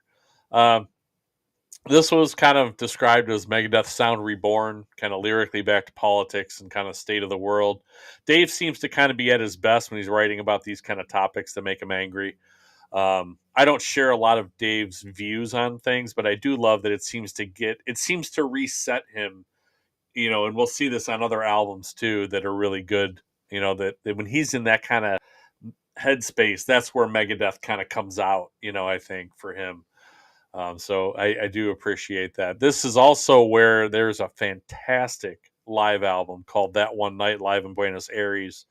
It was recorded on this tour. Just a banger of a live album. It sounds great. Like the guitars are split off into different sides. Like it sounds awesome. Really, 22 songs, and there's all kinds of great like older stuff in there. Like the only way it would have been better for me is if it came out during the album cycle for the next album. Would have been the only way it would have been better. But man, that's a great live album, and that was one I just kind of discovered recently, and I listened to that along with these this week because I've heard it a few times now, and it just really sounds good. So if you want to hear a really good live, probably the best live Megadeth album is That One Night Live in Buenos Aires.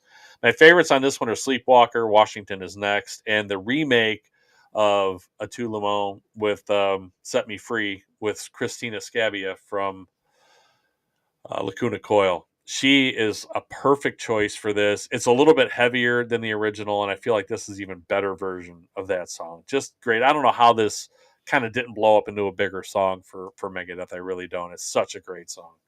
So 2 times now it came out and it just didn't chart, like it just didn't blow up for them like I feel like it should have. My skippers on here are United Abominations. I don't like the title track, and I don't like America Stan. I just don't like it. It's supposedly Dave said it's a Holy Wars Part 2. I just think it's garbage. I don't know. It's kind of goes a little too far, for me. I just don't really care for that one.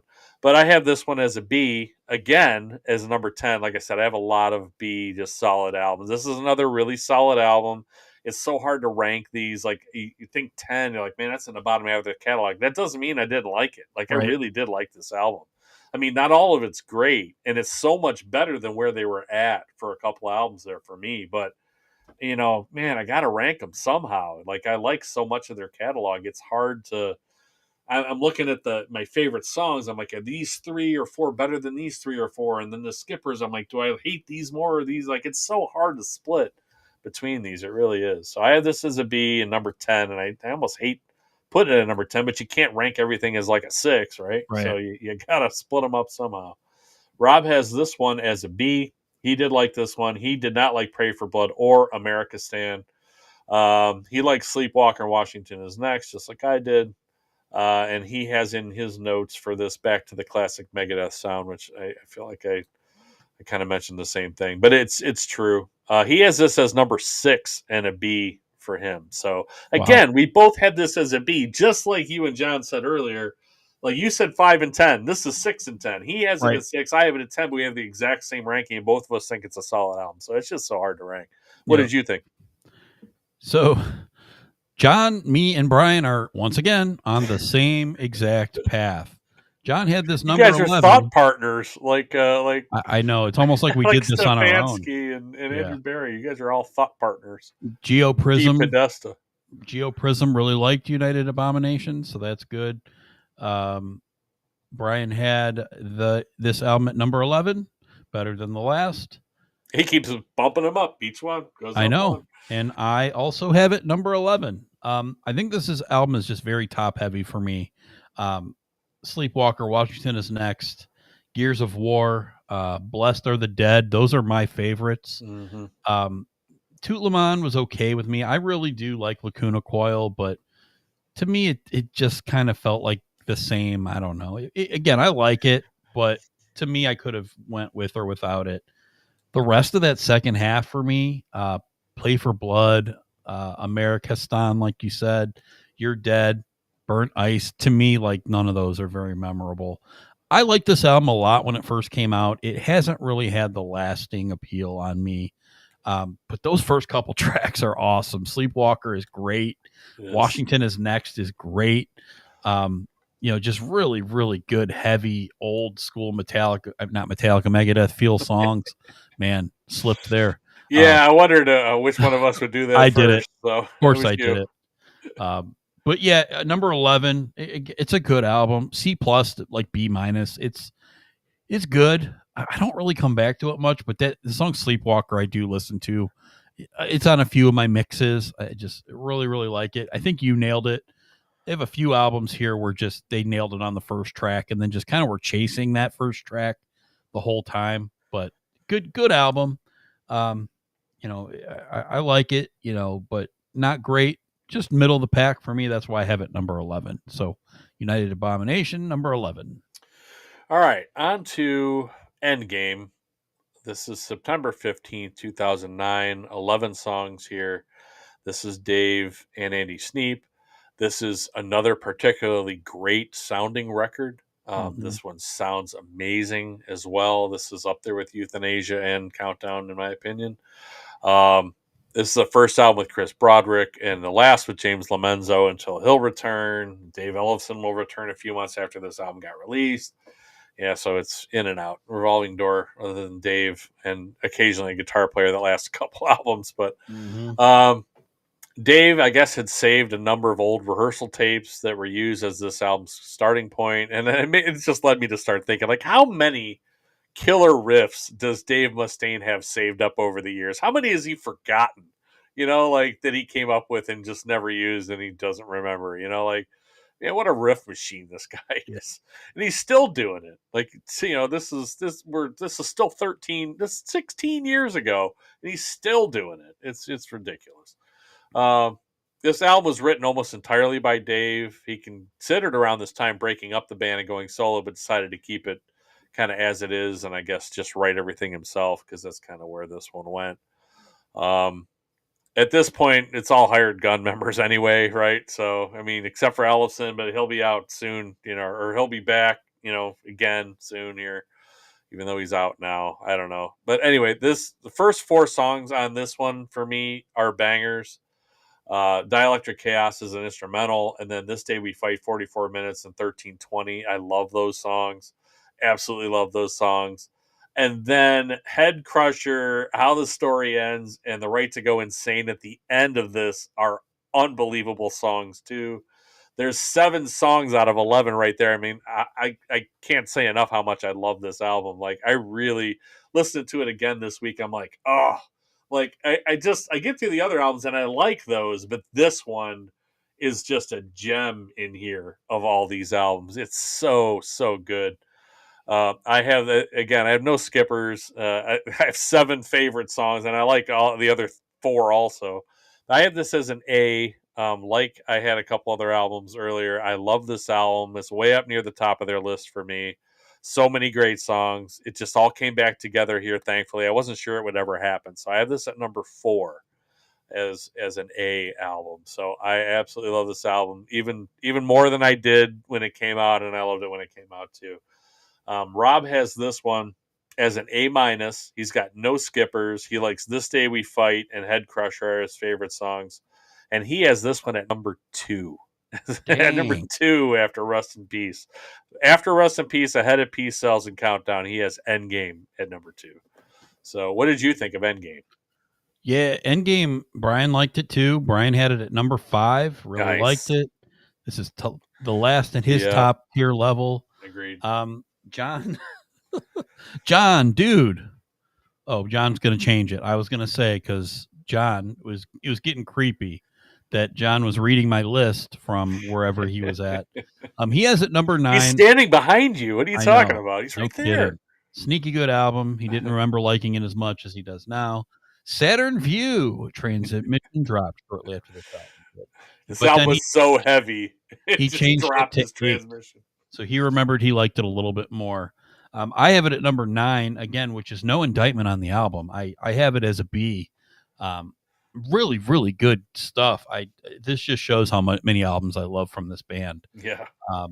I had it at number 9. I really, really like this. Head Crusher is my favorite song on here. It's just so good. This Day We Fight is up there as well. I think you mentioned. How the Story Ends is also really, really good. No real skippers on this album. We're just kind of in that middle of where I don't think it's quite like a Rust in Peace or a Countdown or a Peace Sells or even Euthanasia to me, but to me it's in that next tier. Everything between like 5 and like 10 to me are really good albums. So I have Endgame again number 9, and I had it as a, what did I say, B? I think I had it as a B. So Yeah, I believe yeah, you said great B. stuff. I really like it. Yeah, absolute banger of an album, man. Just to after that many albums to put on an album that good for me. Yeah. 12th album. Oh my god, it's so Yep. good. All right, so on to 13, the 13th album. Dave said he was born on the 13th, so he said 13's a good number for him. So there's 13 songs on here. It was released on 11/1/2011. So that's 11, 11, 11, 1, 11. A lot of ones there. A lot of ones and 13s. So this is Johnny K shows up here, who we remember from Disturbed. And Dave Mustaine, of course. The return of Dave Ellefson for the first time since 2001 on this album. This was written mostly by Dave and Johnny K. Once again, although there are writing credits from former members, Marty Friedman, Nick Menza in there also, who haven't been in the band in a long time. New World Order and Millennium of the Blind are songs. There's definitely some reworked songs on this one. A good chunk of this album, actually, was reworked songs or songs that had been previously released on like bonus tracks or on games. Those songs are Sudden Death, New World Order, Black Swan, Millennium of the Blind, Deadly Nightshade. These songs are all older riffs and older songs that were reworked. Deadly Nightshade's main riff, Dave Ellefson said, was written either during the Euthanasia or Cryptic Writings area, somewhere in the mid 90s. There is when that, he said, but that riff's definitely been around for a while at this point. So that's like 15 years. They got 3 Grammy nominations, all losing out to other artists. That's a theme with Megadeth too. They get a lot of Grammy nominations, but I'm not sure they've ever won one. I didn't actually go look it up, but every time, every one of these albums that I'm reading through stuff, every one of them says this many nominations or nomination for this category and that category, and it always loses out to somebody else. Always. So maybe he'll just never get one. Maybe he'll get one with this last They album. have one. All right. So they do have one. And I will tell you about it when we get to it. Okay, good. Because I don't have that. But anyway, my favorites on this one are Sudden Death, Public Enemy number 1, Whose Life Is It Anyway, and the song 13 at the end. I really like that song a lot. Skippers are Guns, Drugs, and Money, and Millennium of the Blind. I didn't care for either of those two. I have this as a B minus again. This is number 12. It's kind of somewhat solid, but just not nearly as good as Endgame is. So if I have Endgame as an A, like this is several levels I thought below that. So I'm like, I gotta at least have this B minus range somewhere. So, and when I'm trying to rank them, I'm like, okay, how much is, again, I'm looking at songs I like, songs I don't like. How much do I really love this album? So I ended up with it at number 12, even though it's a B minus. Like I probably have 8 out of 16 as a B minus somewhere in there, B plus maybe. Yeah, it's crazy. So I had this B minus number 12, and Rob had this one. He said he didn't like Whose Life, Never Dead, or Fastlane. He has this as a C. He liked Public Enemy number 1 and Black Swan. He has this album as number 12 as a C. So he has it as a C, and the same as me at number 12. What did you think of 13? Brian's got it at number 8, so he Okay. likes it a little bit more than all of us. Yep. Well, yeah, I guess I wouldn't know that, but now I do. And John copied off my list again. This album was asking to be number 13, Makes so sense. it is. Hyundai Tucson. Best car ever, still going at 200K miles as his backup. Nice. I also have it at number 13. I feel like it needed to go at 13 because that's where it was at. To me, this is a very uninspired, formulaic album for me. I feel like the last couple, they felt like they were moving in a good direction, maybe a little more experimenting, trying to do like a modern day Megadeth. Like Endgame to me was kind of like, we're not the same band anymore, and I'm accepting that and writing good songs in my new format of what Megadeth is. This one, it felt like it was trying too hard to be part of the formula that they've done before. to me, it just kind of stuck out like a sore thumb for that reason. Some cool songs. I like Never Dead, Public Enemy #1, Black Swan. Probably my favorite 3. Just the rest of the album kind of was kind of really similar. Just the best way to describe it to me is it's like formulaic. It's very monotonous. Number 13, I think, is a good spot. It's like a C-ish album for me. Not a lot that stands out, but I do like those few songs. Probably won't come back to this one too often. Just nothing too crazy. So yeah, for me, this is kind of a bad direction for the band. That's going to probably lead me down the bad path to the next album coming up. But 13 wasn't great. So yeah, number 13 for me. Wrecker's not a good song. No. You're right. And you know what? What you just said there just kind of encapsulated the whole thing, because what you said about it being formulaic makes total sense, because 5 of these songs are reworked songs from previous albums from long ago, right? So that makes total sense that you would feel that way about it, because it's like those songs weren't good enough to be on those albums, so why would they be good enough now? And that's why they would sound formulaic and like trying to redo what they've done in the past, because they were written back when those songs were written. So that's crazy that you said that. I'm like, man, it just clicked for me. Just made total sense. All right, so on to Super Collider, June 4th, 2013. 11 songs here. Johnny K and Dave Mustaine again. Last album for Sean Drover, and Chris Broderick. Dave looked for a country artist to guest on Blackest Crow, and I guess no one accepted. Particularly, I think he said Willie Nelson and Randall Lambert, or whatever, but nobody accepted. So, which is good, because that song's terrible. Don't Turn Your Back was inspired. I love this story because it's so funny, because we probably all know somebody like this. It was inspired by a friend of Dave Mustaine, who I think it says who described him as. I think Dave is describing the friend as the kind of guy who will steal your dope and then help you look for it too. That's hilarious. Oh, I thought that was so funny. So good stuff there. Cold Sweat's a really good cover of the Thin Lizzy song. I did like that song quite a bit. That's another good cover that they've done. My favorites here are Kingmaker, Built for War, Don't Turn Your Back, as I was just talking about. So I do like that song too. They're just really memorable. Skippers are Off the Edge, Beginning of Sorrow, The Blackest Crow. These songs, they just don't sound much like Megadeth other than Dave's vocals. Those 3 just for sure don't sound much like Megadeth. So I have this as a C+. This is number 14. I didn't like this album, now as much as I did when it came out, for whatever reason. Like I felt like I like this album more then, and this time I'm like, why? What did I see in this album? Because I was like, oh, Super Collider, I like that one. I'm like, no, I really don't. So it's decent, but it's kind of alternative hard rock in a lot of spots, almost Godsmack like, with Godsmack music with Dave on vocals in some cases, like Super Collider and Burn they just scream Godsmack to me. So, what did you think of Super Collider? Oh, let me get Rob's here real quick. Super Collider for him. What did you think, Rob, of Super Collider? Well, I had it as a C-. He skips most of the album. He likes Kingmaker, Dance in the Rain, Cold Sweat. Dance in the Rain has Dave Draymond on it. Mm-hmm. It's an okay song. It's not one of my favorites, but I wouldn't skip it either. It's pretty good. And he likes the Cold Sweat remake also. And he has this album at Super Collider at number 15 as a C-. So he didn't really care for it much. What did you think of Super Collider? Brian S., number 10. It was his last one he listened to. John had it number 16. He had it worse than Risk. Interesting. Wow. Just meh is all I can say. Even meh, Megadeth is better than most. I agree with you. I just think Risk is worse. But I have it at 15. So I'm right with you guys. It's not good.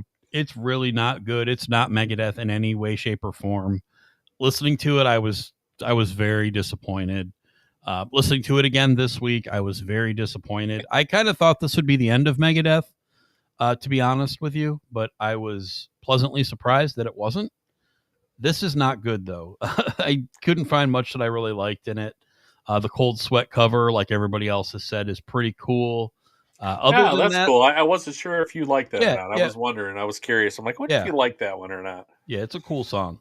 Yeah. Not much else is though. Kingmaker as the opener was okay, but yeah, when you get to Super Collider and Burn, it just felt like, what was I listening to here? I didn't really put together the Godsmack that you said, but now that you say that, absolutely, I totally agree 100% with that. Don't punish yourself by going back and listening Yeah, I again, won't. No, I won't. but Trust there's me. definitely spots I'm like, man, that's Godsmack right there. Yeah, trust me, I will not go back and listen to this again. But that's Risk, just because my mind's wandering too, because I'm just sure. not into this stuff, Yeah, So I'm thinking, I'm like, oh, this sounds like somebody else. Who is it? yeah. I'm not even thinking about the song. So But yeah, Risk is really bad. This is just bad. This is a I, D and number 15 for me. I can't get into it. yeah, totally got you on that one. All right, so on to Dystopia. This is January 22nd, 2016. 11 songs. This is Dave Mustaine and a guy named Chris Rakestraw. I was like, that's an interesting last name.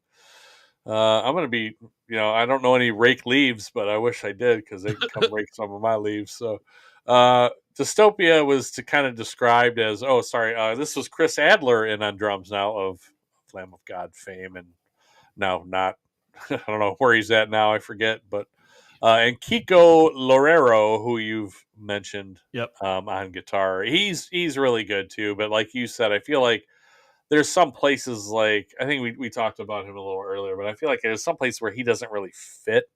Like he's a really good guitar player, but he doesn't fit like Marty Friedman fit. He Yeah. just it doesn't. You don't have that there. There's just nothing. There's no chemistry there. It seems like.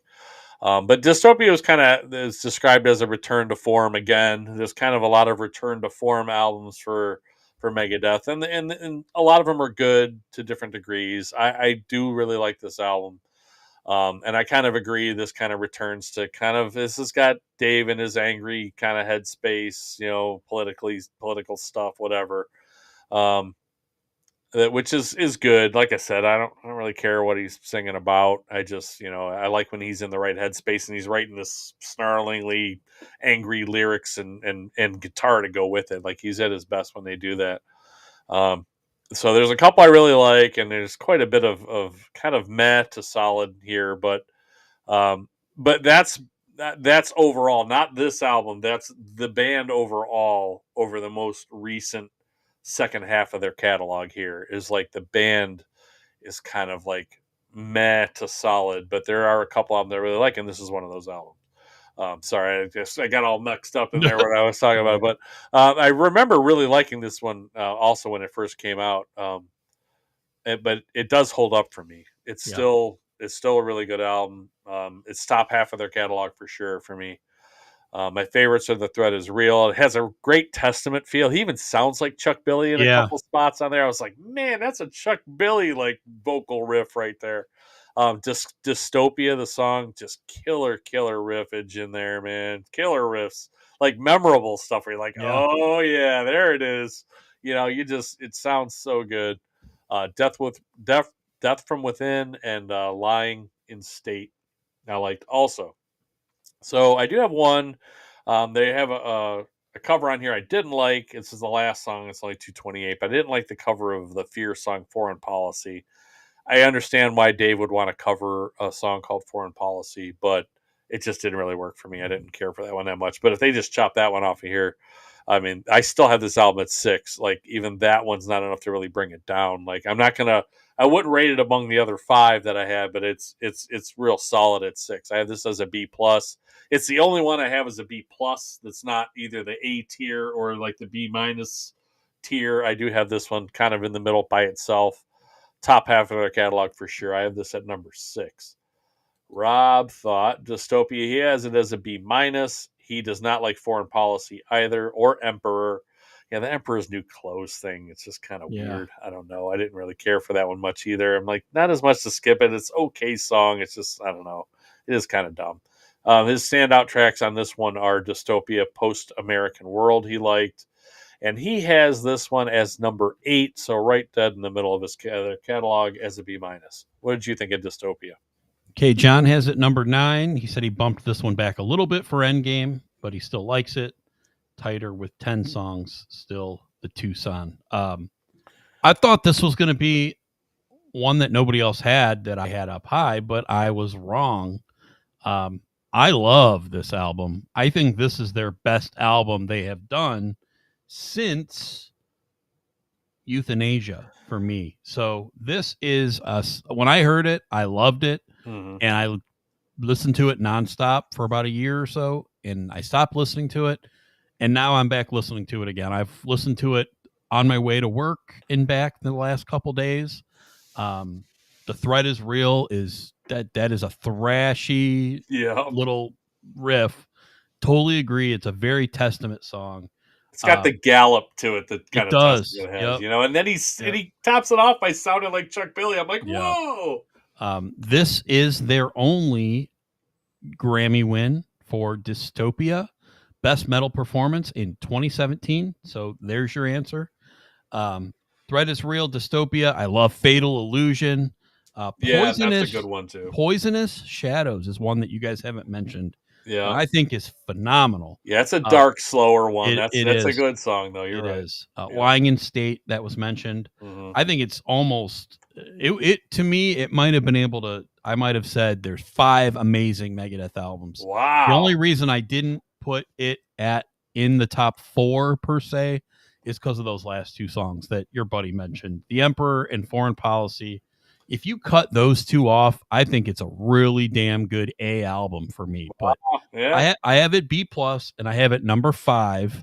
And again, I thought I would be the only one defending this album, and I am very pleasantly surprised to hear that everybody else liked it as much. Solid Megadeth is solid Megadeth. Like good, really good Megadeth is really good Megadeth. I think if you're a Megadeth fan, I don't know how you not like it. Totally, yeah. John didn't know about the Grammy, and now he wants to flip it back. So yeah, flip it back into another car. I'm confused. So it's not in the Tucson anymore, or I don't know. So yeah, we all kind of really like that one. I think Rob had it at 8, and John, so we all have it kind of mid to top half of their catalog for sure. Yep. Yeah, you and I really are big fans of this one, which is good. All right, on to album number 16, hour and 46 minutes and 46 seconds for those scoring at home.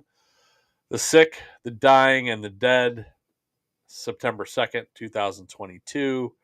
It has 12 songs on it. This is Dave Mustaine and Chris Rakestraw again. So that Rakestraw guy. These albums sound really good. So yes, they do. Him and Dave's been a producer on all of these except for like 2. So he obviously knows what he's doing at this point. So all these sound good. There's no clunkers in here production wise in any of these albums in here. No matter how much we like them or don't. Dirk Verburen on drums, and the last album for Kiko Loureiro on guitar. Dave Ellefson was fired, and his bass lines were stripped off of the songs. I'll let you look up why. I'm not even gonna get into that whole story, but it was some video got released on Twitter. So, and it was monitored by Dave, and Dave said they couldn't work together, which I can't blame him. So, it is what it is. You can find that stuff if you really want to. But his bass lines were stripped off the songs and re-recorded by Steve DiGiorgio from Testament, who we just talked about. Yep. And his incredibly awesome bass tone and playing can be heard really well 5 minutes into Night Stalkers. So if you really want to hear Steve DiGiorgio just kind of almost blow your eardrums out with that bottom end, dude, it sounds so good, man. That guy, he's really a great bass player. James Lamenzo rejoined the band for the tour on bass, so because Steve obviously is with Testament. So, but he did record this album with Dave. Longest gap in between albums in the band's history, as Dave was fighting throat cancer at this time during the recording of this in like 2019, and then of course delaying the release was also COVID. So we got that. So it was supposed to come out like I think early in 22, and then once it finally got done. And then it got, I guess, vinyl pressing. Once everything was picking back up, right, coming off of COVID, it totally makes sense. And all these bands want to put all this material out they've been working on for 2 years. So, of course, the vinyl presses are then all backed up, and nobody can get their albums pressed because there's not enough presses in the world to press all these albums. So it got held back for that. So more Megadeth goodness here, though. I mean, this is really good stuff, too. My favorites are The Sick, The Dying, and the Dead, Life in Hell, Night Stalkers, Killing Time, Soldier On, We'll Be Back. I love We'll Be Back. That's a great song. Um, Skippers are kind of junky on the right day. I mean, junky's kind of dumb, but I do like it sometimes. Like I've listened to this album a bunch because this is the one it's the most recent one. It's got the least listens for me. So I really wanted to get a good gauge on, like, I thought I really liked it. And I listened to it, for the first time on this listen, and I'm like, I still really liked it. I'm like, I'm gonna listen to it again, and I still really liked it. So this is really really solid album. I have what 6-7 songs mentioned as favorites out of 12, so that's a lot. So another album, I had this right behind Dystopia. I had this at number 7 as a solid B. This one surprised me how much I like it. I'm surprised. I don't know why. I feel like I shouldn't like this. Maybe I've read stuff that people don't like it. I don't know, but I do really like it. So I just hadn't listened to it a ton, and I gave it more listens. And considering how many of these songs I remember hearing too, like they're that memorable to me. Like I'm like, oh yeah, this one. Oh, and this one's on here too. Like, oh, that's right. And like I kept finding myself doing that. So there's some really really good stuff in here, and I need to listen to this album more for sure. And looking forward to their 17th album coming up, this really kind of encourages me that could be really good. And they've released one song, Tipping Point. If you've heard that, that's really good too. Yep. So it's old school Megadeth. So I'm hoping this last album is really good too. You can really go out with there's the last 2 albums. I got a 6 and 7 out of 16 albums. So, if we can get another like top 5 out of here, that'd be great. So, and it's very possible. Dave's still writing some great stuff here. So I had this as a B at number 7, and Rob had this one as a C. He likes Soldier On, or he does not like Soldier On. He likes Dogs of Chernobyl and Mission to Mars. He has this album as C, and he has it as number 11. So he kind of has it towards the middle. He's got 4 solid C's and 2 C minuses, and he has this one second out of his C album. So I guess he likes it more than it seems like. But yeah. So that's what he felt. What did you think of The Sick, The Dying, and the Dead? All right. John has it number 6. He said he was happy.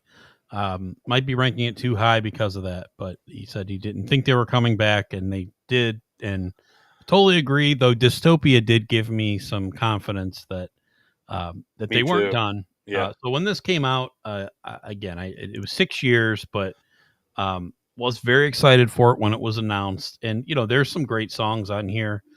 I feel like this one is still, I think kind of everybody alluded to it. It's still kind of a living organism for me. It's not like I have it at 10 and I have it like a B minus, but I feel like it's really good. And I feel like maybe I haven't listened to it enough to give it a chance to get up to the 7, 8, 9, portion. But I really, really do like it. So the title track is awesome. I love the buildup of it into the heavy riff that it goes into. It's really cool.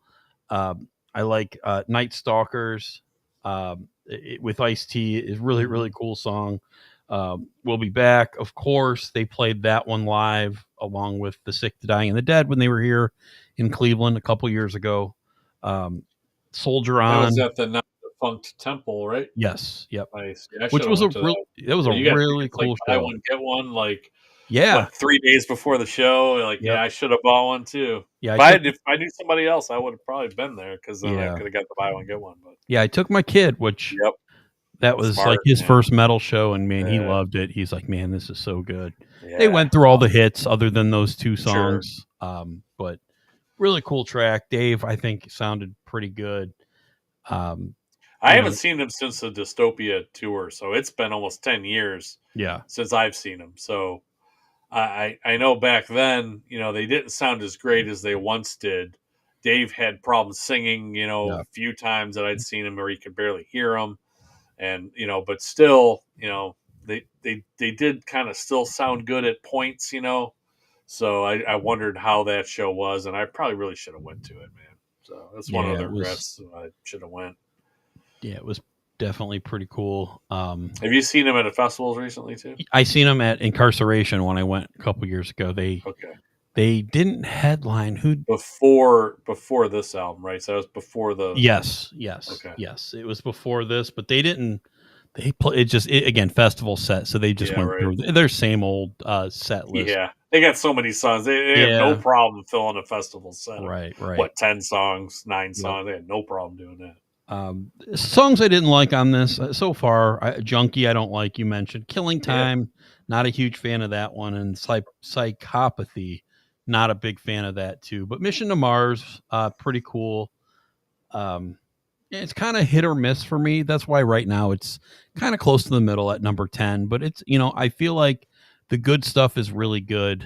And kind of piggybacking on what you said, I'm really excited for this last. It's supposed to be their last album, I think. Right? They said they're not going to do any more. But Yes, they have announced this is their final album. yeah, but they got a new guitarist. He's actually the guy from a band that I really like called Winter Sun, which is a symphonic deathy-ish metal band. They kind of remind me a lot of Opeth. So really like his guitar work. His name is like Timu something, Monty Sarai or something. He's not a Timu guitarist like ordered off of Timu. He's not bad. Right. He's not that. like he's not Timu guitar fill-in guy. Timu hired gun. But Tipping Point, man, I love that track. That was just released a couple weeks ago. Man, it's really good. So really excited for this album, and it comes out January 23rd. So I'm excited. Awesome. All right, I'll give you my my rundown of all 16, and then I'll give you Rob's. All right. From the bottom up, we got Risk, World Needs a Hero at number 15, Super Collider at 14, Killing Is My Business at 13, 13 at 12, man, 13, yeah. Euthanasia at 11, The United Abominations at 10, So Far So Good So What at 9, The System Has Failed at 8, The Sick, the Dying, and the Dead at number 7, Dystopia at number 6, Cryptic Writings at number 5, Endgame at number 4, Peace Sells But Who's Buying at number 3, the absolutely great Rust in Peace at number 2, Countdown to Extinction number 1. Those two stand above all others, and it's not particularly close with those two and the rest of them. Just because the rest of them don't hold up beginning to end like those two do. So, let's see, I'm going to go through Rob's real quick. He's got Risk at 16, Super Collider 15, Cryptic Writings at 14, System Has Failed 13, 13 at 12, The Sick, the Dying, and the Dead at 11, World Needs a Hero at 10, Killing Is My Business at 9, Dystopia at 8, Euthanasia at 7, United Abominations at 6, So Far So Good So What at 5, Countdown to Extinction number 4, Peace Sells number 3, Endgame at number 2, and Rust in Peace number 1. And his final kind of notes were, he said almost every album starts with the best or strongest song he felt, which is pretty true. We mentioned that. And even on their best albums, the second half of most albums are weaker than the first side. So I think we can agree with that for a lot of these albums too, except for So Far So Good So What, like you said. Yeah. Second half of that one just crushes the first half. Yep. But yeah, it was his 16. Thank you so much for Rob for putting this together. Thanks, Rob. It was cool. It was almost like having you here on it with us. So thanks. Appreciate it. And also thanks to John and Brian too. Yeah, thanks John and Brian as always. You guys are great. Yeah. Thanks you for doing this sharing. with us. Makes it that much more gooder. Yep. What did you have? My 16-1, 16 Risk, 15 Super Collider, 14 World Needs a Hero, 13, 12 The System Has Failed, 11 United Abominations, number 10 The Sick, the Dying, the Dead, number 9 Endgame, number 8 Killing Is My Business, number 7 Cryptic Writings, number 6 So Far So Good So What, number 5 Dystopia, number 4 Euthanasia, number 3 Peace Sells But Who's Buying, number 2 Countdown to Extinction, and number 1 Rust in Peace. Totally agree with you. 1 and 2 are just miles better than everything else, but overall a really, really solid discography. I think other than maybe 3 albums, I think it's all really good. So awesome. Megadeth and Brian, partner, put this one up. Showed up a couple minutes late. Not sure if we threw it out there. We didn't. Thank you for bringing this up. Definitely. Same with Ace Frehley. Rest in peace, Ace. Yep. Space Ace Frehley.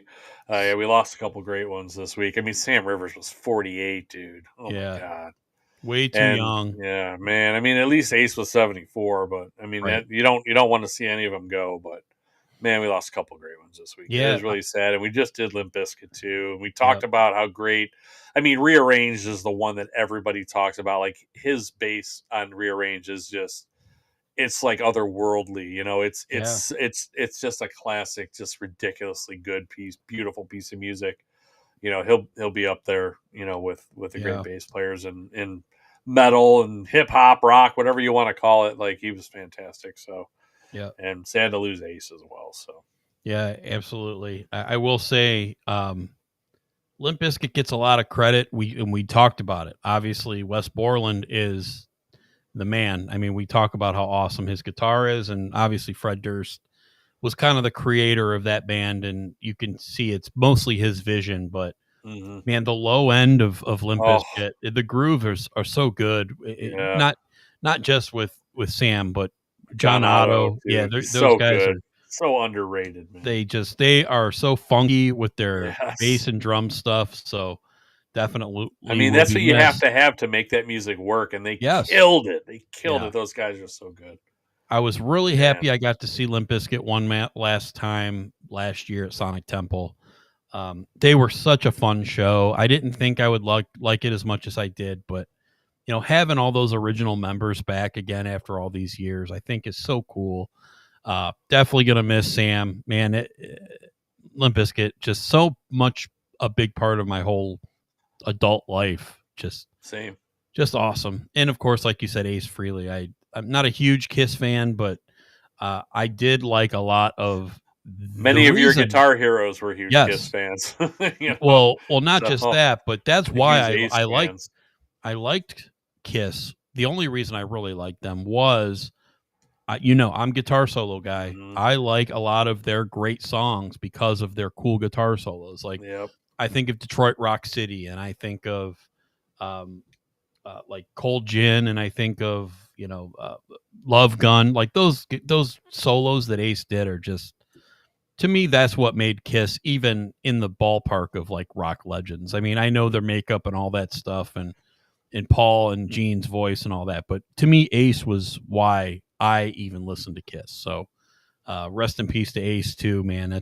Those are tough losses for the metal community. So and for what we do here, you know, man. And we didn't even get to Kiss, you know, before we lost Ace, you know. John, I actually totally agree with you. I thought some of Ace's recent stuff definitely better than any recent Kiss stuff, as far as I'm concerned. So agreed. Ace, for sure. He was still trying. You know, he was still out playing, and he just had a fairly recent album he released maybe a year and a half ago. Yeah, and he came to Youngstown, right? Yeah, Youngstown amphitheater out there. Totally agree. Should have went. I mean, you never know when you're going to lose them, you know. But I can't go see every show, you know. Yeah, but Space Invaders was good. Yep. Space Invaders. Sorry. All right. Well, thanks again, everybody, for listening. Next week we will be, for the Halloween episode. You know, you may not have necessarily heard of them, but us all the people here have. We do. You're right. the two people in our comments, and Rob and you and me, we have. Yes. So man, a good old Cleveland Legends band. So we will go after Mushroom Head this week. Can't wait. It's going to be a great week. It'll be fun. So next week, Mushroom Head, then we'll take a few weeks off. I have to travel for work, and then we'll come back with 9 Inch Nails, hopefully with our buddy Brian Hendrickson. So hopefully we'll have him on for that as well. So, Brian, definitely listen to the Mushroom Head albums. So we'll end up talking some Crypt Kicker in there too, and you know, 216, some 216, some Medieval. We'll talk some other local stuff. 10,000 Cadillacs. 10,000 Cadillacs. Absolutely, we'll fit them. We'll try to fit them all in. It's going to be a long one because of who it is. Even though I think they have 7 albums. So oh man, dude, there's going to be a lot to talk about for us next week. That a lot of people outside of Cleveland just aren't going to care about. Right. But hey, if they listen, We all will. and they can find it, this stuff, they probably will like it because it's Right. great stuff. So yeah, Absolutely. we're gonna cover a lot of it. It's going to be kind of a local next Yeah. week, so. But because we're not going to do those bands separately, but man, we got to get them in. Yep. So good. All right, everybody. Well, thanks again for listening to Bob's Cast, and we will catch you in the next one. Rock on. Looks like you've been missing a lot of work lately. I wouldn't say I've been missing it, Bob. What would you say you do here? God damn it. Bob, we love playing here tonight. My brother's ready. It helps if you think of it as a game, Bob. Every game has a winner and a loser. You must possess strength to inflict pain, Bob.